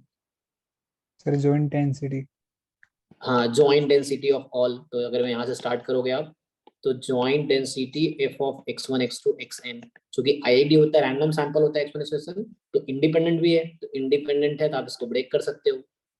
और अगर आप ब्रेक कर सकते हो तो ये हो गया। तो इसी को शॉर्ट में आप ऐसे लिखते हो, प्रोडक्ट ऑफ एफ एक्स आई। ध्यान रखना, आई एक्स आई अलग है। रैंडम वेरिएबल कैपिटल x1 के लिए x1 पॉइंट लिया हमने, x2 के लिए x2 लिया है, तो ये पॉइंट सेम नहीं है ना, ये x1 x2 x3 अलग अलग रैंडम वेरिएबल अलग पॉइंट, i फ्रॉम 1 to 1। तो ये लाइक्लीहुड फंक्शन है, आप ये निकाल सकते हो। फिर आपको देखना है कि लाइक्लीहुड फंक्शन किस थीटा के लिए मैक्सिमम है, तो उसके लिए आप डिफरेंशिएट कर सकते हो। जैसे आप जानते हो कैलकुलस में कि मैक्सिमम मिनिमम निकालने के लिए डिफरेंशिएट करके 0 पुट करते हैं, क्रिटिकल पॉइंट आ जाता है, फिर चेक करते हैं उसमें मैक्सिमम है कि मिनिमम है। तो जिस थीटा के लिए मैक्सिमम हो जाएगा वो फैमिली है, ठीक है। तो आप इसको ट्राई करना आपको, तो इसमें डाउट नहीं होना चाहिए। अगर किसी को है तो पूछ सकते हो, जैसे कोई पॉइंट है जो आपको नहीं क्लियर है पूछो। शर्माओगे तो एग्जाम में फिर आपके रिजल्ट अच्छे नहीं होंगे। अगर आप क्लियरली कुछ क्लियर नहीं है, क्लियर है तो बहुत अच्छा है, नहीं है तो आप पूछो। जैसे यहाँ बोला मीन ऑफ द सैंपल, तो मीन क्या होता है, एक्स बार। बोला एक्स बार का इक्वल है क्या, पहला ऑप्शन एक्स बार है, उसको अपने वर्ड में लिखा, mean of the sample X bar बोल रहा है। Standard deviation of the sample, अब क्या बोलना चाह रहा है, एस है क्या, आपको याद है एस स्क्वायर, तो पूछ रहा है एस है क्या वो। मीडियन ऑफ द सैंपल, अब मीडियन कैसे डिसाइड करोगे आप, तो मीडियन के लिए होता है, हालांकि यहाँ पे मीडियन का फॉर्मूला क्या होगा, इस क्वेश्चन में मीडियन क्या आएगा। सर इसमें जैसे जनरल जैसे देखा जाए, मतलब स्टैंडर्ड लैप्लास का जो डिस्ट्रीब्यूशन होता है मॉड लगा होता है, तो डिफरेंशिएट करते हैं तब मॉड कहाँ पॉसिबल होता है। आपको एक यानी चीज कि पता है ना, सिमेट्रिक डिस्ट्रीब्यूशन जो है उसका मीन मीडियन मोड इक्वल रहता है, ठीक है। जैसे नॉर्मल डिस्ट्रीब्यूशन सिमेट्रिक है, सिमेट्रिक मतलब क्या, किसी एक पॉइंट के राइट में वैसा ही शेप है। अच्छा अभी पूछ रहे थे आप ग्राफ का क्या इंपोर्टेंस है, ग्राफ पता रहेगा पीडीएफ का तो क्या फायदा होगा, तो ये फायदा होगा, ग्राफ पता आप प्राक से देख के बता सकते हो सिमेट्रिक है क्या। फॉर एग्जांपल आप जानते हो नॉर्मल का क्या होता है, नॉर्मल में इस तरह का शेप है, सो जैसे मैं थोड़ा खराब शेप बना रहा हूँ, मतलब इस तरह का सिमेट्रिक, ये म्यू है, तो इसके राइट में वही शेप मिरर है, मतलब वो मीन वाली लाइन मिरर है, उसके बराबर है, सिमेट्रिक है। तो सिमेट्रिक डिस्ट्रीब्यूशन का मीन मीडियन मोड तीनों इक्वल हो, यही पॉइंट, ये जो वैल्यू एक्स की होगी म्यू, यही वाली मीन भी है, यही मीडियन भी है, यही मोड भी है। और हालांकि ये डिस्ट्रीब्यूशन भी सिमेट्रिक है, किस पॉइंट का अबाउट सिमेट्रिक होगा, थीटा के अबाउट, थीटा के अबाउट ही होगा। सो मीडियन, तो मीडियन क्या आ जाएगा, लेकिन यहाँ मीडियन वो नहीं पूछ रहा है, मीडियन ऑफ द सैंपल कह रहा है, एक्चुअली सैंपल का मीडियन अलग बात होगी। तो sample of the middle value, मतलब अगर सैंपल साइज n है, चलो ऐसे पूछ लेता हूँ तुमसे, तुम्हारे पास n नंबर है x1 x2 xn, ठीक है, तो इसका मीडियन क्या होगा, आप लोगों ने स्कूल में पढ़ा होगा ये चीज तो। फिर ओड है तो अलग होगा, इवन है तो अलग। हाँ हाँ हाँ, इवन के लिए अलग, ऑड के लिए अलग। ये पहले तो उसको ऑर्डर कर लो। पहले आप क्या करते हो, आपके पास n नंबर है, पहले आप उसको असेंडिंग ऑर्डर में अरेंज करते हो। अब मेरे पास n रैंडम वेरिएबल है, अब मैं कैसे उसको अरेंज करूँ, असेंडिंग या डिसेंडिंग में, क्या कॉन्सेप्ट है उसके लिए, असेंडिंग डिसेंडिंग करने के लिए रैंडम वेरिएबल का क्या कॉन्सेप्ट है, ऑर्डर स्टैटिस्टिक्स। Order statistics. तो इसको मैं ऐसे कर लूंगा, first order statistics, second order N, F minimum, second minimum, third minimum, तो ये हो गया। अब आपके पास n नंबर है, तो मिडिल मतलब मिडिल नंबर, तो अगर n मेरा ऑड हुआ तो मुझे एक ही मिडिल नंबर मिलेगा, तो क्या होगा, सो वो जो मीडियन होने वाला है, क्या होता है जी n नंबर के लिए, n+1 by 2। n+1/2th order statistics जो भी होगा, कि n ऑड है तो n+1 इवन हो जाएगा, तो डिवाइड हो जाएगा, तो ये मीडियन आ गया। अगर n आपका इवन है तो मीडियन, सैंपल का मीडियन पूछ रहा है, वो जो मैं ये बता रहा था, ये पॉपुलेशन का मीन मीडियन मोड इक्वल है पॉपुलेशन का, और यहाँ सैंपल का पूछ रहा है, सैंपल के मीन का मतलब x बार है, सैंपल के वेरिएंस का मतलब s स्क्वायर है, नॉट सिग्मा स्क्वायर, है ना, इस तरह से। और सैंपल का मीडियन जैसे बोल, वेरिएंस, सॉरी, सैंपल का वेरिएंस एस स्क्वायर है, नॉट सिग्मा स्क्वायर। सैंपल का मीडियन यहाँ पे ये जो डिफाइन कर रहा हूँ, तो मीडियन क्या होगा इवन है केस में, xn/2 plus xn+1/2 divide by 2।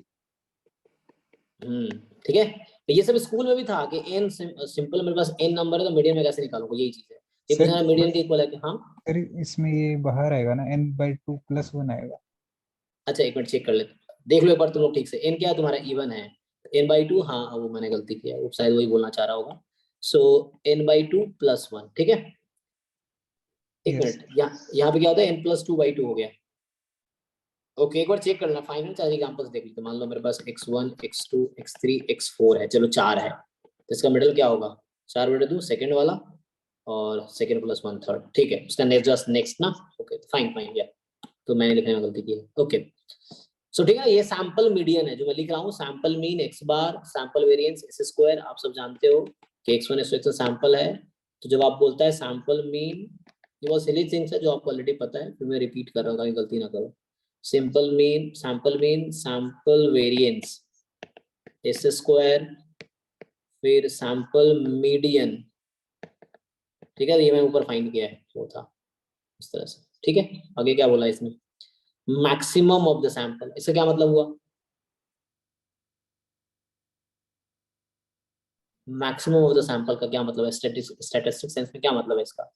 Sir nth order statistics. Yes, nth order statistics.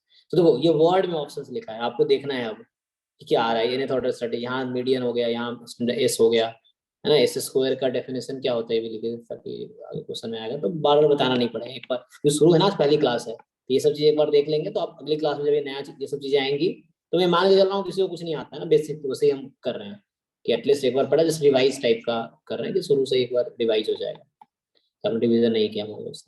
क्या होता है एस स्क्वायर का डेफिनेशन? 1/n-1 हाँ 1/n-1 summation i = 1 to n xi - x bar का स्क्वायर। ठीक है। सो xi माइनस x बार का होल स्क्वायर, ठीक है, नॉट n, यहाँ n-1 होगा, ठीक है। इसमें ये लॉजिक ये है कि हम अनबायस्ड चाहते हैं, तो इसीलिए अब ऐसा होता है, n-1 रहने से अनबायस्ड होता है, तो हमारा इंटरेस्ट अनबायस्ड में होता है इसीलिए। चलिए ओके, तो ये क्वेश्चन आपको ट्राई करना है। ML is not difficult task, simple concept है, लाइक्लीहुड लिखो, मैक्सिमाइज करो आप। ओके सो अब आते हैं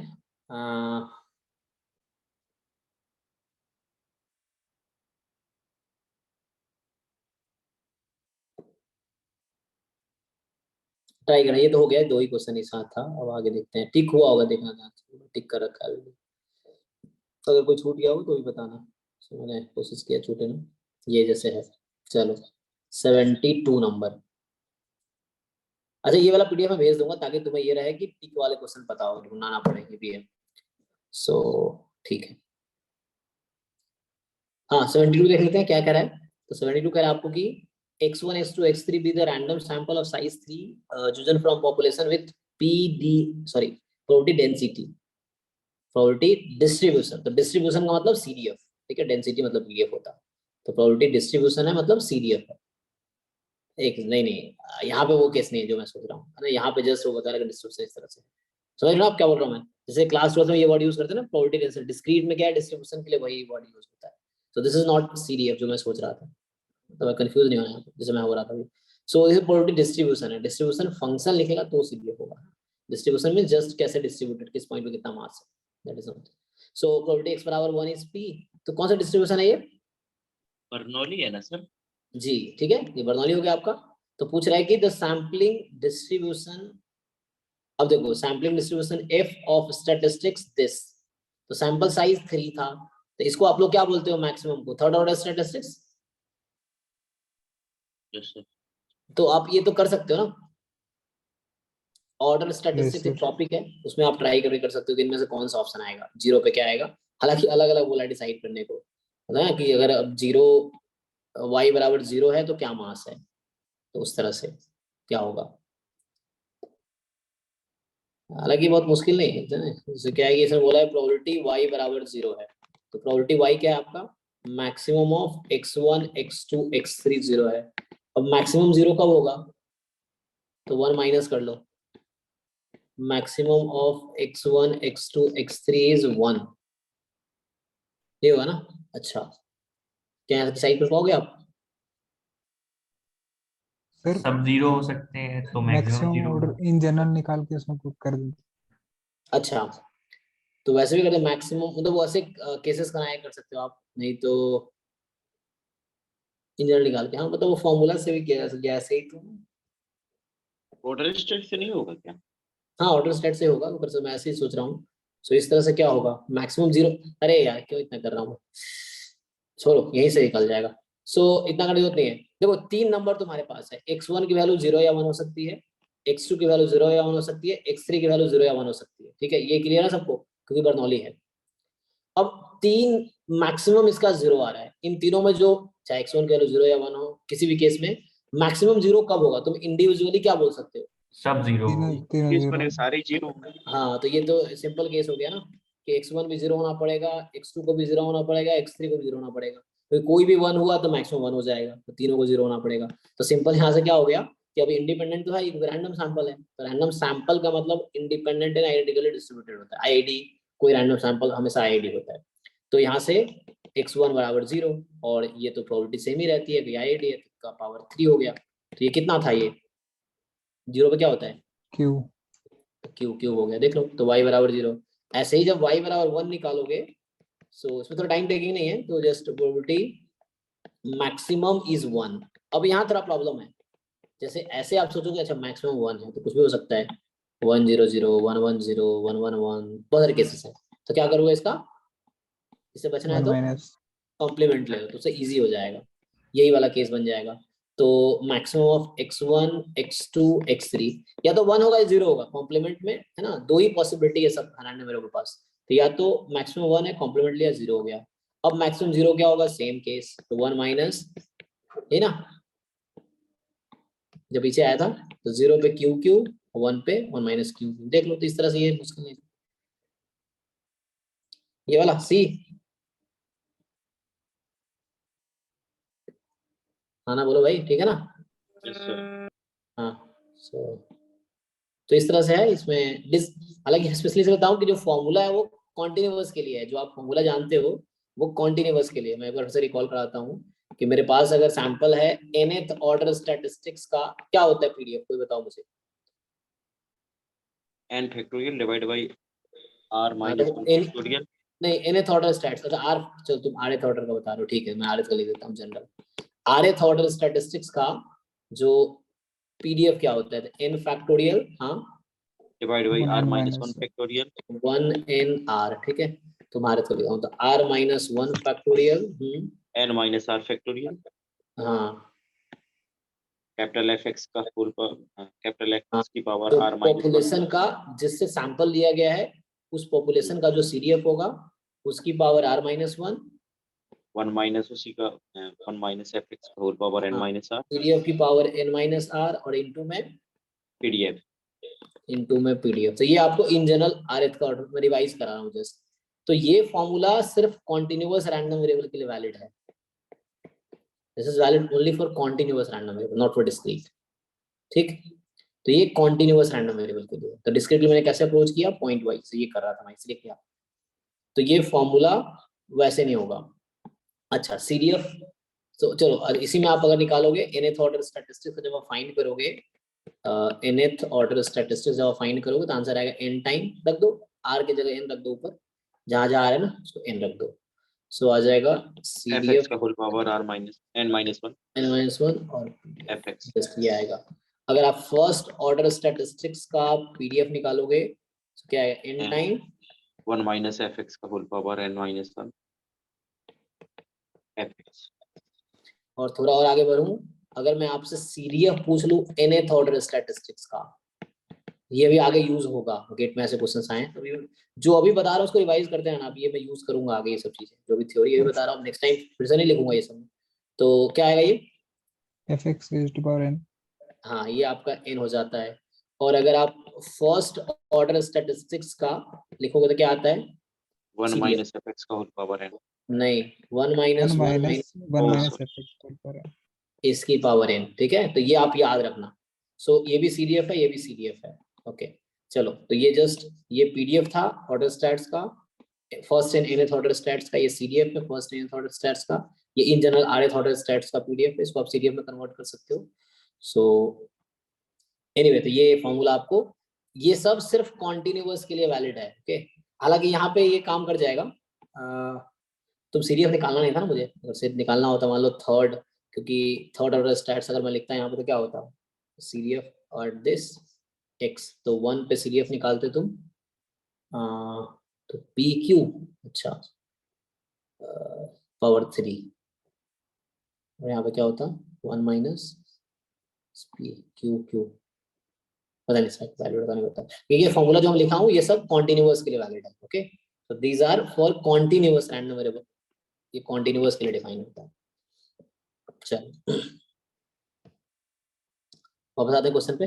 तो ये आप अभी कर ही दिया मैंने ऐसा दिया पूरा, नेक्स्ट पे आते हैं। सर जैसे कोई मिनिमम या मैक्सिमम का क्वेश्चन अगर डिस्क्रीट में आ जाए तो हम वहाँ मतलब पॉइंट लेके ही करें, तो मतलब वही बेटर है। डिस्क्रीट में पॉइंट वाइज होता है ना मास, क्योंकि कॉन्टिन्यूअस नहीं है हम्म। तो एक पॉइंट, हर पॉइंट पे मास चेक कर लो। इसमें y बराबर 1 पे चेक कर लिया क्या होगा, y बराबर 0 पे चेक कर लिया क्या होगा, उसके थ्रू ये। तो ये मतलब इनका यही था।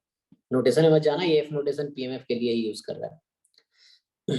ठीक, सो ये बोल रहा है कि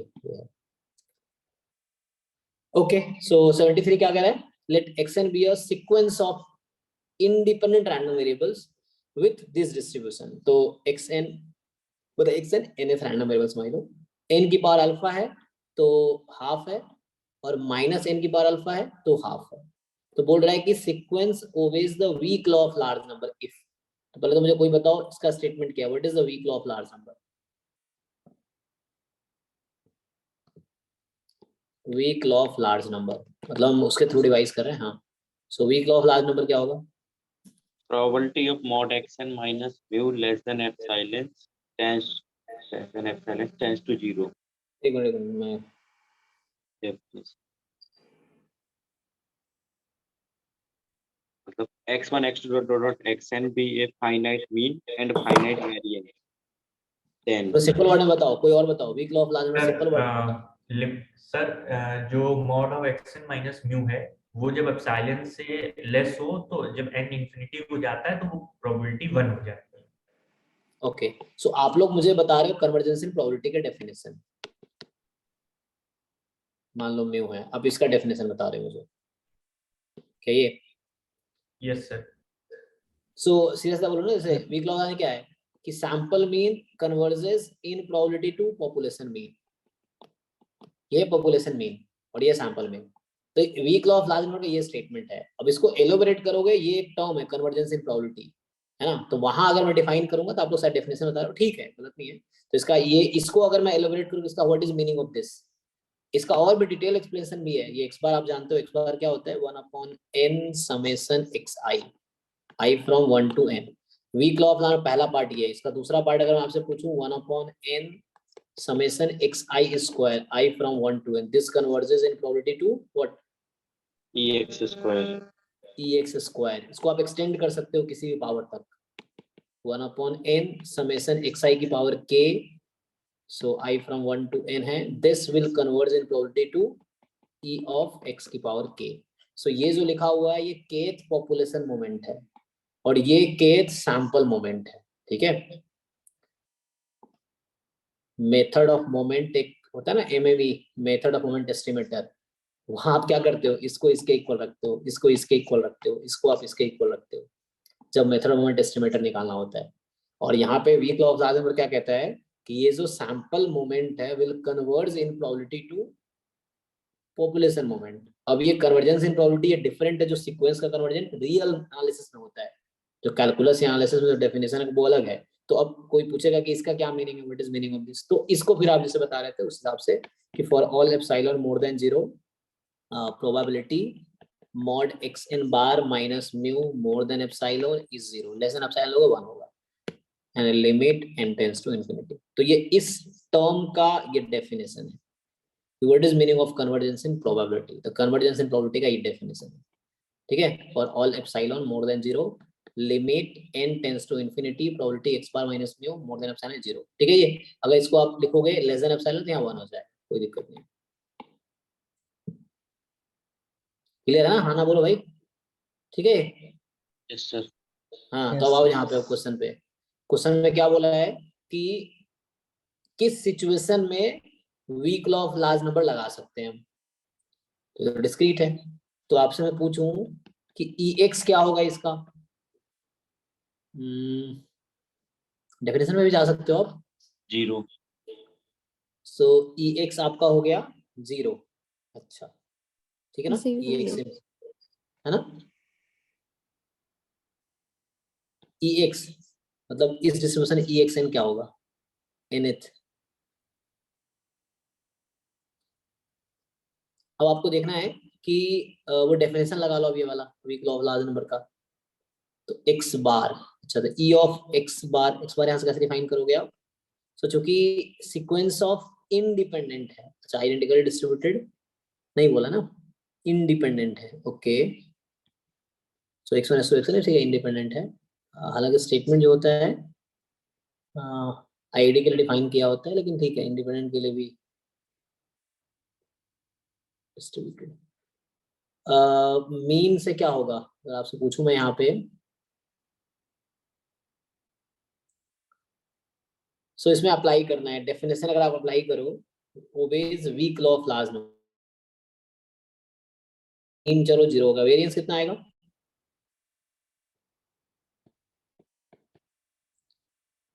वेरिएंस ट्राई कीजिए, तो ट्राई लिख पेन पेपर ट्राई करो, लिखो फिर सीखोगे।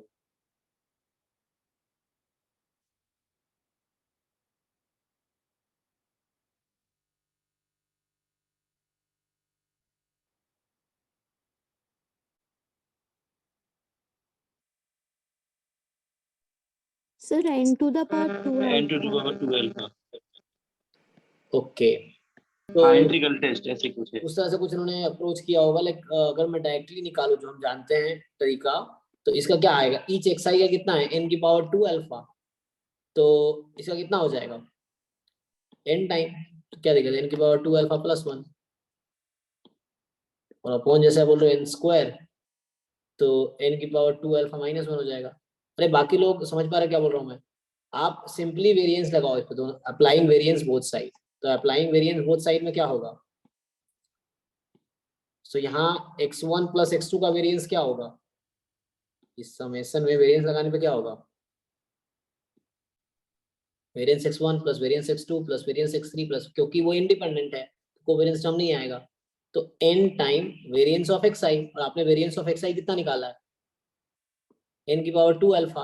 एक्चुअली जो मैं बता रहा था स्टेटमेंट, यू आर राइट, वो ये टेंशन कब है? जब IID वाली सिचुएशन होती है, लेकिन यहाँ IID नहीं है। मैं शुरू में सोचा था ना IID नहीं है, तो ये IID केस में ये सिचुएशन होगा। स्टेटमेंट आप अगर देखोगे, मुझे स्टेटमेंट है मैं देखना पड़ेगा, तब क्वेश्चन लगा रहे हो तब स्टेटमेंट चेक करना एक्जेक्टली वर्ड टू वर्ड, क्योंकि इफ में समथिंग लिखा रहता है वो अप्लाई करना पड़ेगा आपको। या यहाँ सिर्फ आइडेंटिकली डिस्ट्रीब्यूटेड दिया है, इंडिपेंडेंट यहाँ सर सिर्फ IID होता है वहाँ पे, इफ x1 x2 xn आ रहा है IID रैंडम वेरिएबल। हाँ, तो यहाँ उन्होंने IID नहीं दिया, यहाँ ध्यान से देखो क्या दिया है सिर्फ। अच्छा, लेकिन यहाँ पे क्या फर्क पड़ेगा? बिकॉज ऑफ क्या आइडेंटिकली डिस्ट्रीब्यूटेड है?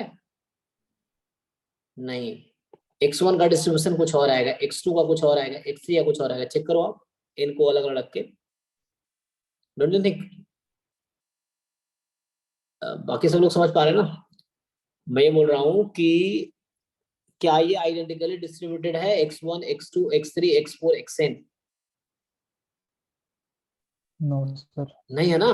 तो वो वाला थ्योरम जो मैं शुरू में लगा रहा था वो गलत होगा, क्योंकि वो जो थ्योरम जो वेरिएंस वाला है वो उसके लिए है जहां पे IID हो, है ना? तो हमने वही शुरू में नोटिस किया था कि ये तो IID के लिए वो सिचुएशन है, लेकिन जब इंडिपेंडेंट सिर्फ दिया तो ये बता रहे आई थिंक जो कुलदीप बता रहे हैं वही करेक्ट उस तरह से कुछ होगा। तो अब इसमें तुम वेरिएंस लगा लो ना, n टाइम ये आ गया, तो कितना आ गया? n की पावर इसका वेरिएंस जो आएगा, when you find variance of Sn you will get this thing, so n की पावर 2 अल्फा प्लस 1, और अब upon n square according to theorem, तो according to theorem upon n square करोगे, so n की power 2 alpha plus 1 upon n square. ये theorems देखने पड़ेंगे हमें जो जैम के अलावा जो टॉपिक है, क्योंकि मुझे भी रिकॉल इसलिए नहीं क्योंकि मैं जैम ही पढ़ाता रहा ना 4 साल से, तो गेट तो पहली बार शुरू किया, तो मुझे भी थोड़ा पढ़ना पड़ेगा वो चीजें, लेकिन पढ़ेंगे तो साथ में करेंगे।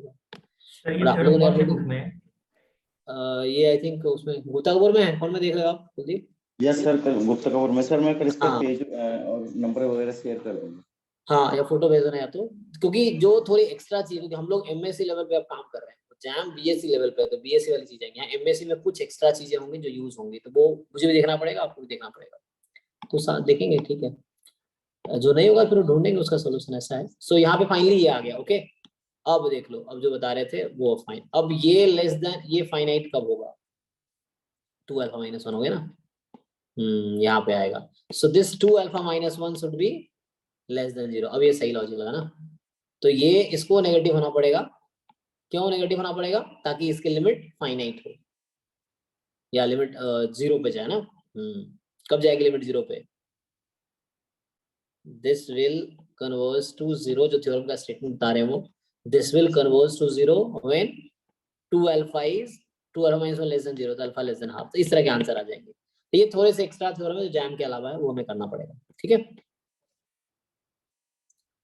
इसलिए आप जैम का सिलेबस देखेंगे, ब्रैकेट में लिखा रहता है IID case, central limit theorem में लिखा हुआ है, तो वहां आईआईडी केस वाला डिस्कस करना। लेकिन हम यहाँ पे आइडेंटिकली डिस्ट्रीब्यूटेड वाला केस हटा दिया, तो मुझे ये पढ़ना पड़ेगा कि आइडेंटिकली डिस्ट्रीब्यूटेड केस हटा देने पे कौन से थ्योरम अप्लाई होगी, तो वो हमें देखना पड़ेगा। ठीक है, तो एटलीस्ट यहाँ पे एक क्लियरिटी आ गई, ये आंसर है। ठीक है, तो आपको ये थ्योरम ध्यान रखना है। ओके, तो वो फोटो भेज देगा या पेज बता देगा गुप्ता कपूर। ठीक है, मैं भी फोन के पास पड़ा हुआ तो है, सो आई विल सी। ओके, आगे बढ़ते हैं फिर। तो ठीक है, इसका आंसर तो हमने फाइंड कर लिया कि ये लेस देन हाफ होगा। ठीक है, लेस देन स्ट्रिक्टली मैंने यहाँ इक्वल टू लगा दिया होगा शायद, इक्वल लगा दिया है। ठीक है, हाँ less than half, strictly less than. Okay, चलो आगे बढ़ते हैं। 74 क्या कह रहा है कि x be random variable with 1 पे p है, 0 पे माइनस p है, मतलब बर्नौली हो गया। ठीक है, if mu n denotes the nth moment about the mean। अच्छा, तो what is meaning of this nth moment about the mean? Definition कोई बताओ, मीनिंग बताओ इसका, nth moment about mean। Sir e की power Expectation of x expectation of x minus minus ये कितना easy तो है, इतना टाइम क्यों लेते हो? सब वेट कर रहे हो तो वो बताएगा, तुम अपना नहीं बताओगे। तुम्हें जो पता है वो बताओ, गलत होगा कोई बात नहीं, तो गलतियां करके तो सीखनी है, सो कोई प्रॉब्लम नहीं है। सो म्यू जो है e की पावर x माइनस म्यू की पावर n ये है। अब बोल रहा है कि म्यू 2n + 1 0 होगा, कब होगा? तो ये इजी है, ये तुम कर लोगे। तुम म्यू 2n + 1 निकालो इस तरह से, यहाँ पे 0 1 पे डिस्क्रीट है।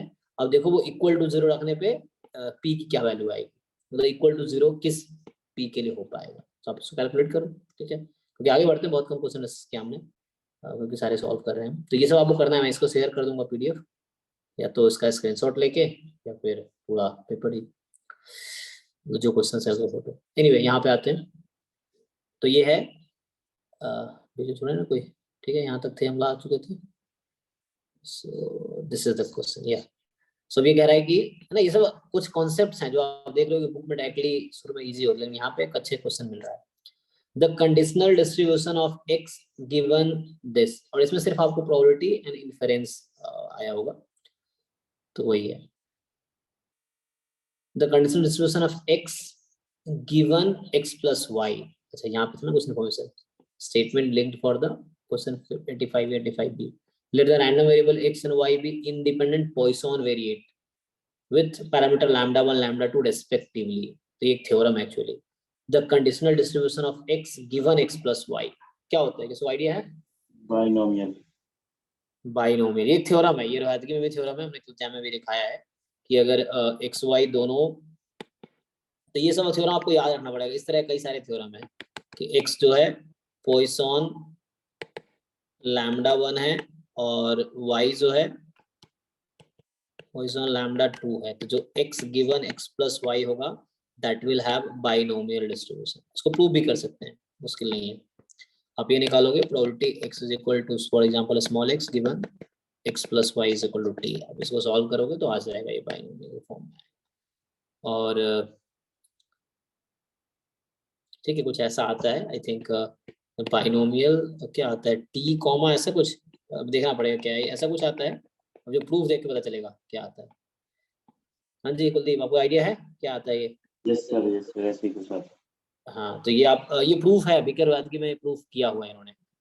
जो आप x एक ऊपर है तो x ऊपर है तो x का मतलब x बिलोंग्स टू कोएफिशिएंट λ1 है तो λ1 आ गया। अगर y ऊपर होता तो मतलब y गिवन होता तो λ2 का कौन आ जाता।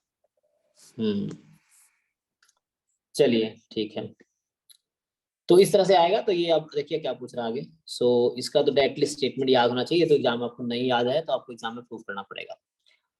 क्या बोल रहा है, the regression equation of x on x + y given by. अब आपको ये देखना पड़ेगा कि क्या आता है, क्या बोल रहा है रिग्रेशन इक्वेशन। अब ये रिग्रेशन इक्वेशन क्या होता है ये पहले पढ़ना पड़ेगा, है ना। So regression equation of x given x plus Y. So क्या होता है इसका फॉर्मूला, x गिवन, ये पता है हमने ऐसे इसका आंसर लिख दिया है पिछले पेज पे, आप अगर ध्यान दोगे देखो। ये मैं बोला हूँ कि x given x plus Y is equal to t, इसका डिस्ट्रीब्यूशन है binomial t comma lambda 1 upon lambda 2। तो रिग्रेशन जो होता है वो एक्सपेक्टेशन, जब आप एक्स वाई का रिग्रेशन लिख रहे होते हो तो एक्सपेक्टेशन लेते हो। तो इसका एक्सपेक्टेशन बताओ मुझे क्या है, यहाँ से ऊपर दिखा है ना बाइनोमियल डिस्ट्रीब्यूशन है। So what is mean, t into lambda 1 upon lambda 1 plus lambda 2। हाँ, अब चूंकि टी तो मैंने बोला है ना, क्वेश्चन में टी तो है नहीं कहीं पे, तो टी हमने किसके प्लेस पे लिया है, टी हमने X किसके plus प्लेस पे Y। लिया है? x हाँ, plus y। तो क्वेश्चन तो x प्लस वाई की जो गिवन वैल्यू होगी उसके लिए बात करेगा, तो ये इसका आंसर है। ठीक है, तो ये पूछ रहा है आपसे कि expectation of x given x plus Y कौन सा वाला आएगा। हमने देखा t टाइम दिस, वो मुझे आइडिया था क्योंकि मैंने एग्जाम में प्रूव कराया था, तो मुझे थोड़ा बहुत आइडिया था कि ये आएगा। तो इस तरह से, तो इसमें कौन सा ऑप्शन आ गया, बी या सी? दोनों ही दिख रहे सर सेम तो। अरे ओके, तो हाँ इन्होंने गलती से एक तो एडी क्या है, लैम्डा 2 होना चाहिए ऊपर, मतलब कोई हाँ एक ये option में। कोशिश यही किया होगा यहाँ लैम्डा 2 बनाने का, और यहाँ भी लैम्डा 2 की प्रिंटिंग नहीं किया ऐसा, तो ए बी सेम दिख रहा है, बी सी सेम दिख रहा है ना, इस तरह से कुछ कोशिश किया होगा। ठीक है, तो एटलीस्ट आपको आंसर क्लियर है ना। ठीक है, तो ये तो मैंने ऐसे ही कर दिया क्योंकि भाई अगर थ्योरम का स्टेटमेंट पता है जो मैंने लिखा है तो उससे ऐसे ही हो गया, नहीं तो प्रूफ करना पड़ेगा, फिर आपको दिखेगा कि आप ये प्रूफ कर लोगे तो मीन निकाल लो जस्ट। ठीक है, तो ये 2005 का अभी तक कर रहे थे, 2005 में इतने क्वेश्चन आए थे गेट 2005 में, आई थिंक 5 का ही था, ये 2006 यहाँ से स्टार्ट होगा। ठीक है, तो अब तक जो हमने किया है गेट 2005 का बस पेपर डिस्कस, कितना कॉन्सेप्ट आ गया ना इसमें, रिकॉल हो गया, प्रोबेबिलिटी और इन्फरेंस के रिलेटेड ये ऊपर था। ओके, अब आते हैं गेट 2006 वाले पेपर में। तो ये जो पेपर है ये गेट 2006 का है। ओके, चलो चलिए यहाँ पे आते हैं। तो ये कह रहा है कि let X Y Z be events which are mutually independent with probabilities A B respectively. एक minute, X Y Z be event which are mutually independent with probabilities A B respectively से क्या मतलब हुआ? म्यूचुअली है ना, तो हर pair की ए ऐसे कुछ होगी शायद। With probabilities A B, C भी तो होना चाहिए था। तो अच्छा, oh X Y Z be in which are mutually independent with probability this, तो कुछ ऐसा बोलना चाह रहा है कि एक्स दो वैल्यू क्यों दिया है with probabilities A comma B respectively, 3 देना चाहिए था ना। तो आया थे, आगे करते हैं क्या कहना चाह रहा है, पढ़ के समझ आ जाएगा। So let the random variable n denote the number on denote the number on x y z which occur। अरे अरे एक मिनट, इससे कैसे रिलेशन तो नहीं ना, मतलब पीछे से रिलेशन हो किसी क्वेश्चन से। सो 13 क्या था, नहीं क्वेश्चन नहीं दिख रहा, फ्री क्वेश्चन है। Then the probability of n बराबर 2 इज, ओके देखो यहाँ c है और यहाँ c मिसिंग, मतलब मिसप्रिंट है ना। देखो ऑप्शन में c यूज हुआ है ना, यस सर। Yes sir. और यहाँ तो c है नहीं, तो मतलब थोड़ा सा मिसप्रिंट है यहाँ पे। ठीक है, हम लोग कोशिश करते हैं ठीक करने का। तो मिसप्रिंट है थोड़ा सा,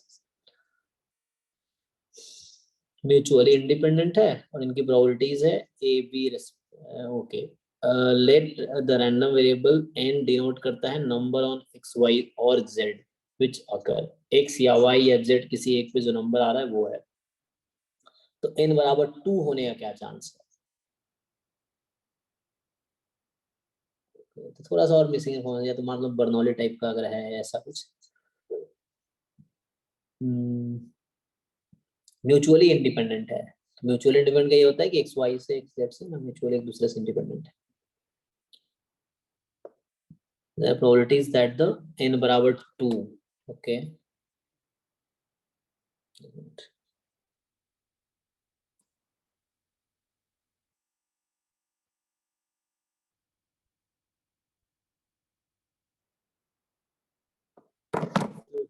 क्या समझ आ रहा है आपको क्वेश्चन? थोड़ा सा मुझे लैंग्वेज का दिक्कत हो रहा है, पर समझ आ रहा है आप लोग क्या बोलना चाह रहे हैं?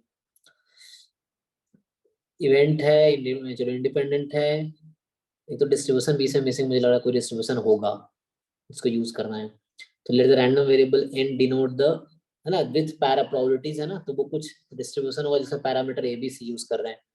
और let the random variable N denote the number on X Y और जेड विच अगर किसी एक पे अकर होता है। द प्रोबेबिलिटी n बराबर 2 क्या होगा? n बराबर 2 का मतलब हुआ कि एक्स वाई जेड पे किसी एक पे 2 आने का क्या चांस है। तो या तो ये आई थिंक डाइस वाला केस हो सकता है कुछ ऐसा, लेकिन ए बी का क्या रोल है बीसी का? ईच आउटकम ए बी इस तरह से मान लो, है ना, ए बी सी है। इवेंट क्या होता है? Subset of sample space, okay, and n random variable है जिसका मतलब है नंबर ऑन एक्स वाई और Z which occur, then probability that n is equal to 2 is, n बराबर 2 होने के क्या प्रोबेबिलिटी है? तो शुरू में इंस्ट्रक्शंस में तो नहीं कुछ दिया? हो सकता है एक बार हम लोग यहाँ से स्टार्ट कर रहे हैं, यहाँ से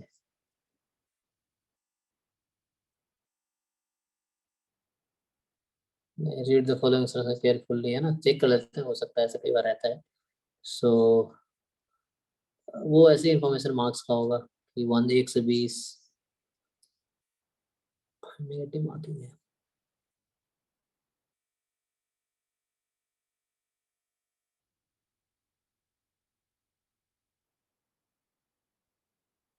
ऐसा कुछ नहीं है, मुझे लगता है कुछ थोड़ा सा मिसिंग है। एनीवे मान लो और चलो ऐसा है कि एक्स वाई जेड 3 वो है, डाई है, तो उस पे ईच आउटकम आने की प्रोबेबिलिटी, जैसे ए बी सी का क्या रोल है, तो ए बी सी का क्या रोल है, which probability is A B? Sir कोई बायस्ड हो सकता है। हाँ बायस भी हो सकता है, यस। सो या तो 2 आने की प्रोबेबिलिटी मान लो इस तरह से है, चलो ए बी सी है सपोज, है ना, तो n बराबर 2, तो x पे 2 आने का क्या प्रोबेबिलिटी है? x पे 2 आएगा, y पे 2 आ सकता है, z पे तीनों पे, है ना, या एटलीस्ट 1 पे, है ना, 2 पे।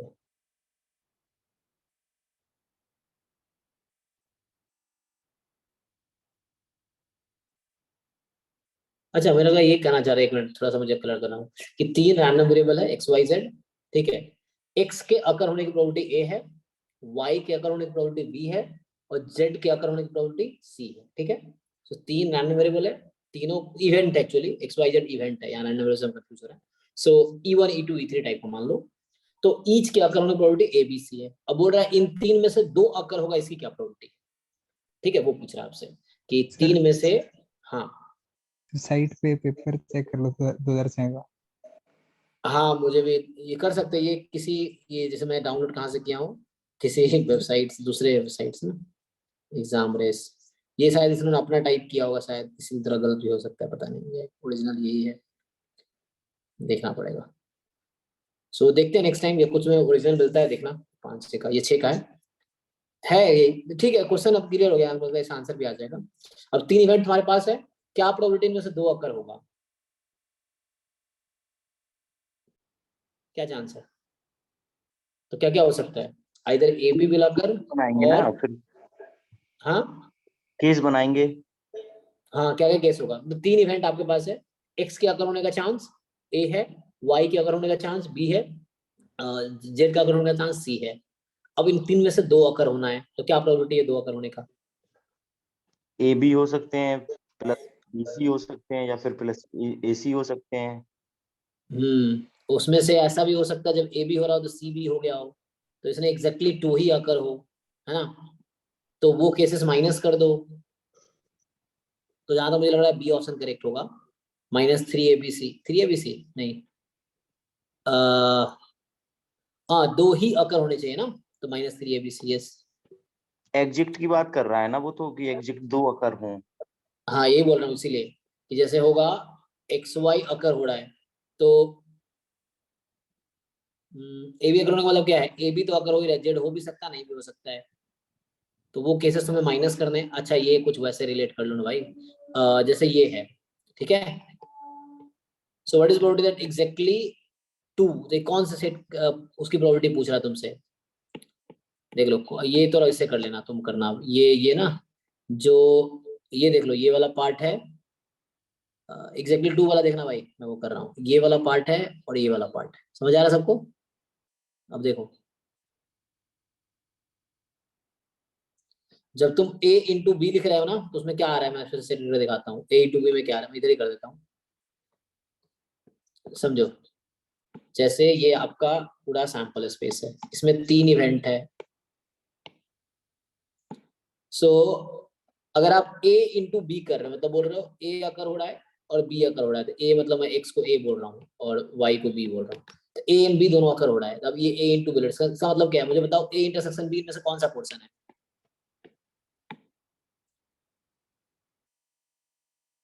अरे दिख रहा होगा तुम लोगों को भाई, सबको दिख रहा होगा ऑब्वियसली, ये है यस है सर। कि नहीं? हाँ, फिर आप b इंटरसेक्शन c करोगे, सो ये है।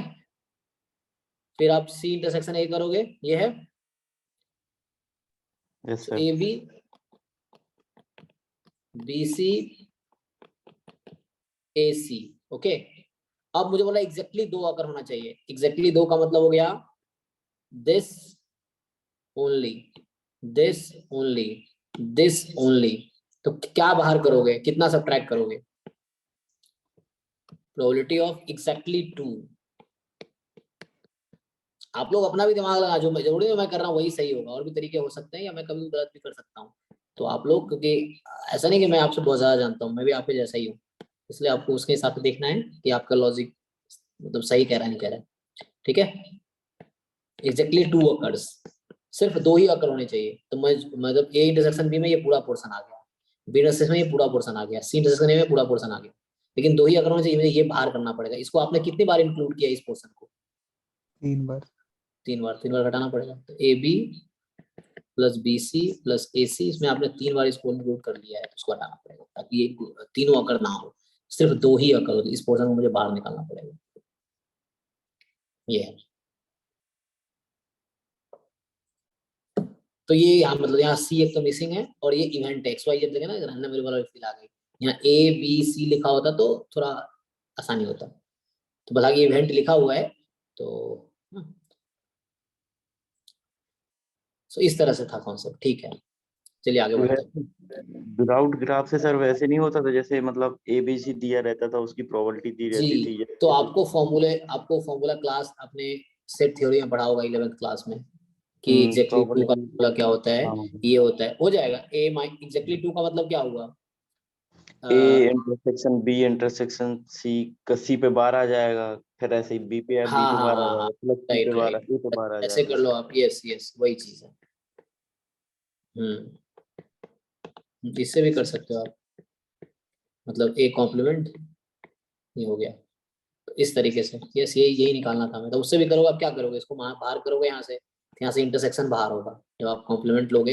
ये कुछ नहीं है, देखो मैं चलो प्रूफ करके दिखाया तो यही आएगा, यहाँ से भी आपका वही आएगा, ये आएगा probability of A intersection B minus probability of A intersection B intersection C, ठीक है। प्लस दूसरा वाला आएगा प्रोबेबिलिटी ऑफ ए हाँ सर, वही इंटरसेक्शन, आ गया। हाँ, तो इससे भी वही आ जाएगा। और प्लस में probability of C intersection B minus A intersection B intersection C, उससे भी यही आया, यही फॉर्मूला है, तो यही आंसर आएगा फिर। तो वैसे भी आप कर सकते हो, मतलब और भी तरीके बहुत सारे हो सकते हैं, वो आपको इसे इंडिपेंडेंटली सोचना है। एग्जाम में फाइनली आपका तरीका ही हेल्प करना है, क्योंकि मैं तो आने रहा सॉल्व करने, तो आप जो डेवलप करोगे अपना, वही आपको एग्जाम में हेल्प करेगा। जो आपको समझ आ रहा है बेटर, ये जो आप सोच रहे हो वही हेल्प करेगा। इसलिए होता है क्या है कि पहले एग्जाम्पल भी आप सॉल्व कर रहे हो बुक में, तो पहले खुद करो, ताकि आपको ये लगे कि आपके पास कौन सा आइडिया है, फिर आप बुक में देखो। तो कई बार ऐसा होगा कि आप इस बुक से बेटर सोच पाओगे। अगर आपने सॉल्यूशन पहले ही देख लिया, तो आपके दिमाग में नया आइडिया आएगा ही नहीं, वही आएगा जो आपको कोशिश करोगे कैसे किया उसको समझने की कोशिश करो वो क्या किया है, फिर वही आप सोच रहे हो, नया नहीं सोच पाओगे। तो ऐसे होते हैं। Okay, 15, assume that 45% of population favors a certain candidate in an election. 45% of population favors a certain candidate in an election, okay. If a random sample of size 200 is chosen, then the standard deviation of the number of members of the sample that favors the candidate is. ठीक है, question समझ आ रहा है कुछ?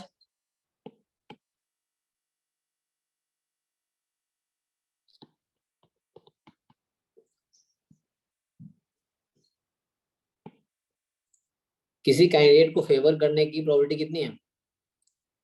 x मान लो, random variables का मतलब है फेवर्स द कैंडिडेट है, number of people favours the candidate like this, है ना? तो प्रोबेबिलिटी फेवर करेगा या नहीं करेगा, बर्नौली में कन्वर्ट कर लो, कर सकते हैं। मतलब प्रोबेबिलिटी x बराबर 1 मतलब फेवर कर रहा है, इसकी प्रोबेबिलिटी कितनी है?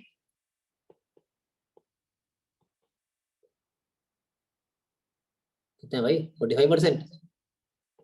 सो 45 बाय 100 45 डिवाइड बाय 200 और फेवर नहीं कर रहा तो अभी पहले तो 45% है ना, मतलब अब इसको करोगे तो 90 बाई 200 हो गया आराम। और ये बाकी बचे 55 बटे 100 तो 110 बटे 200। अब यहाँ से बोल रहा है कि चलो 200 में कर लिया मैंने, ठीक है, अब जो क्या आपने तो कह रहा है कि the standard deviation of the number of sum, उसका वेरिएंस निकाल के देखो क्या आता है। तो बर्नौली है ना, तो वेरिएंस क्या आएगा? बाइनोमियल 1 p है ना, p यहाँ पे हमारा ये 90 by 100 in P Q fine, कितना आएगा? n क्या है? 200 नहीं, यहाँ पे मैंने 1 लिया हुआ है। सो 200 मैंने यहाँ काउंट कर लिया तो उसके हिसाब से, अच्छा वैसे करके देखो क्या आता है, अराउंड आइडिया तो लग ही जाएगा। सो एनपीक्यू कितना आएगा अराउंड, मल्टीप्लाई करो देखो 200 से कितना आता है, मल्टीप्लाई करो n 200 देख लेंगे पूरी बात, मैं तो ऐसे एक के लिए बात कर रहा हूँ।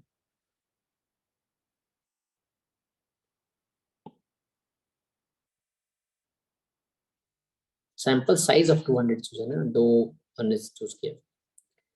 अरे इस डेटा के हिसाब से तुम वो निकालो, पहले एनपीक्यू निकालो, कितना आएगा? 45 इंटू 55 अपॉन कितना आ जाता है? सो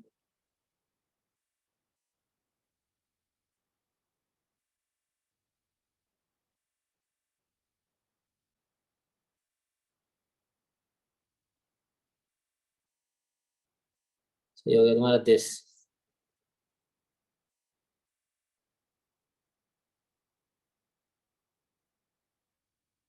तो इसका रूट लेंगे तो कितना होगा?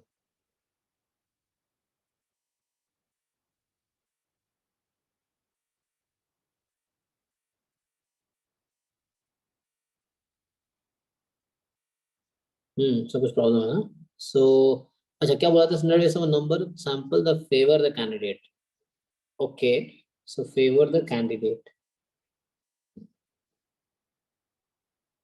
standard deviation of the number of members of the sample, number of 7.04 कैसे? वही मतलब बाइनोमियल से लगा रहा था मैं वो 200 लेके तो 200 200 into multiply by 45 divide by 100 multiply by 55 divide by 100 हाँ तो फिर उसका निकला 99 डिवाइड बाय 49.5 40। हाँ तो फिर इसका स्टैंडर्ड डेविएशन मतलब अंडर रूट ले लिए 7.04 आ गया। ओके ठीक है। 9 पॉइंट हाँ 033 कुछ आ रहा है तो 0.4 हो गया फिर। मतलब एक के लिए ये है तो बाद में मैंने एक के लिए कर दिया तो उसके लिए आप कर लो 200 के लिए 200, ऐसा हो जाएगा ना। मतलब ईच फॉलो मान लो ऐसा है बर्नौली विथ दिस पैरामीटर्स, तो समेशन कितना हो जाएगा 200 का।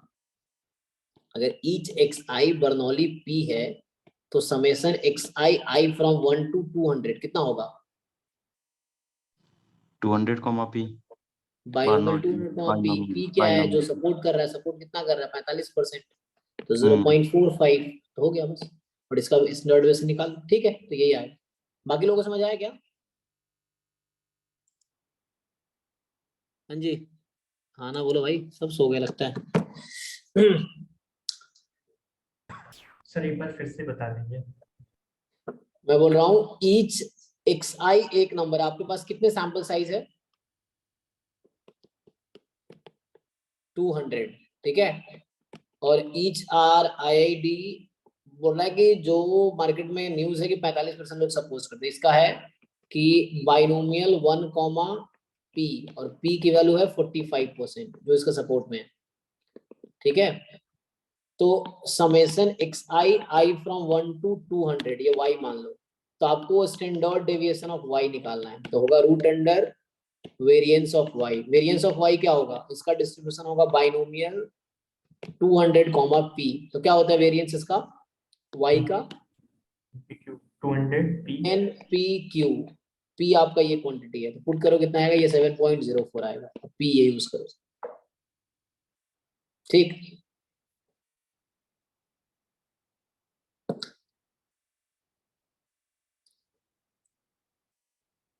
ये पूछा था कि क्या होगा इसका टोटल जो पॉपुलेशन है उसका स्टैंडर्ड डेविएशन क्या है उसको सपोर्ट करने का ना, वो चीज है।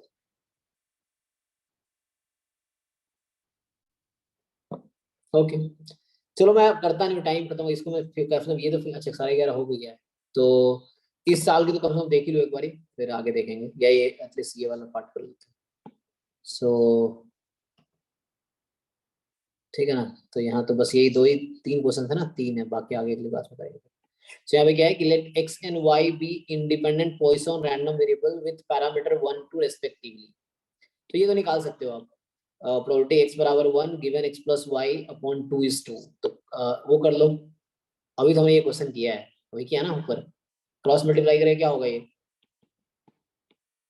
Probability x is 1 given x plus y is 4 divide by 4। तो अभी आपने देखा था इसका डिस्ट्रीब्यूशन क्या आता है जब ये पॉइसन है, क्या है? पॉइसन है ना, तो इसका डिस्ट्रीब्यूशन क्या आता है x given x plus y का? Binomial binomial 4,1/3 4,1/3। अरे एक मिनट कर दो यहाँ।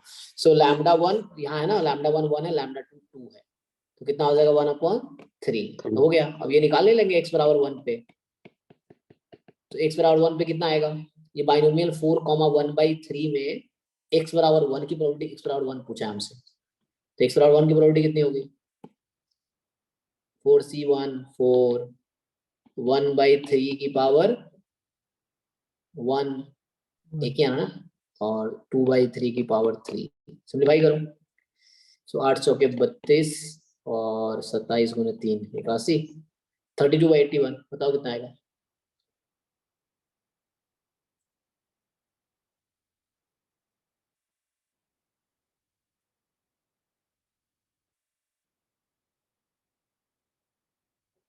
कितना टाइम लगेगा? डिवाइड करो कैलकुलेटर से। 0.395 है इसमें ऑप्शन? हाँ ना, सी वाला, 80। ठीक है। चलो ठीक है, यहाँ तक किया हमने डिस्कस, इसके आगे नेक्स्ट क्लास में करते हैं। पेज नंबर याद रखना कहाँ पे, हम लोग 474 पे, यहाँ दिख रहा होगा कॉर्नर पे 474 बॉटम में। और क्वेश्चन है इस साल में, ये तो 6 का ही चल रहा है। अच्छा यहाँ बहुत सारे क्वेश्चन है, 69 65 6 7 8 9 5 क्वेश्चन है, तो 5 करेंगे तो टाइम लग जाएगा, तो इसको कल ही यहाँ से कंटिन्यू करते हैं। तो अभी मैंने यहाँ पे आज फिनिश किया है, ये यहाँ देख लो 478 पेज है, तो हमने यहाँ लिख देता हूँ मैं इसमें बिफोर पेज 478, जो मैं ओपन करता हूँ मेरे वाले PDF में, in my PDF। So 478 page से ऊपर मैंने कर दिया है। और स्टार्ट कहाँ किया था? तो हमने स्टार्ट आई थिंक, क्योंकि गेट का क्वेश्चन यहाँ स्टार्ट होता है किस पेज से? हाँ, सो ये स्टार्ट होता है, मैं ये भी लिख देता हूँ ताकि यहाँ से 458 से स्टार्ट किया था। सो पेज 458 टू 478 हमने इसके भी जो भी प्रोबेबिलिटी एंड स्टैट्स के क्वेश्चन थे उसको हमने ट्राई किए। अब आपको इसको सॉल्व करना है ठीक से, और नेक्स्ट क्लास में ग्रुप में भेजना है, फिर नेक्स्ट क्लास अटेंड करना है, ठीक है। अब इतना घटेंगे अभी, है ना, लोग घटेंगे, क्योंकि जो नहीं भेजेंगे वो क्लास में मैं रिमूव कर दूंगा। ओके चलिए ठीक है, तो नेक्स्ट क्लास में मिलते हैं। अब इतना पहले सॉल्व कीजिए इसको ठीक से लिख के, फिर प्रॉपर तरीके से लिख के सॉल्व कीजिए, फिर ऐसे धीरे धीरे कंटिन्यू करेंगे। ये PDF अपलोड कर दीजिए। हाँ ये मैं आपको भेज दूंगा अभी ग्रुप में, तो ये और ठीक है। वीडियो भी अभी अपलोड करके आपको मैं लिंक भेज दूंगा। सो ये है, ठीक है। तो आज फर्स्ट डे था, बस हमने कोशिश किया जो भी होता है धीरे धीरे। अभी टाइम है ना, फरवरी में एग्जाम, अभी 9 अक्टूबर क्या चल रहा है, नवंबर चल रहा है, तो है हो जाएगा, तब तक हो जाएगा। चलिए ठीक है, थैंक यू, मिलते हैं नेक्स्ट क्लास में। Okay, okay sir, good night. Good night.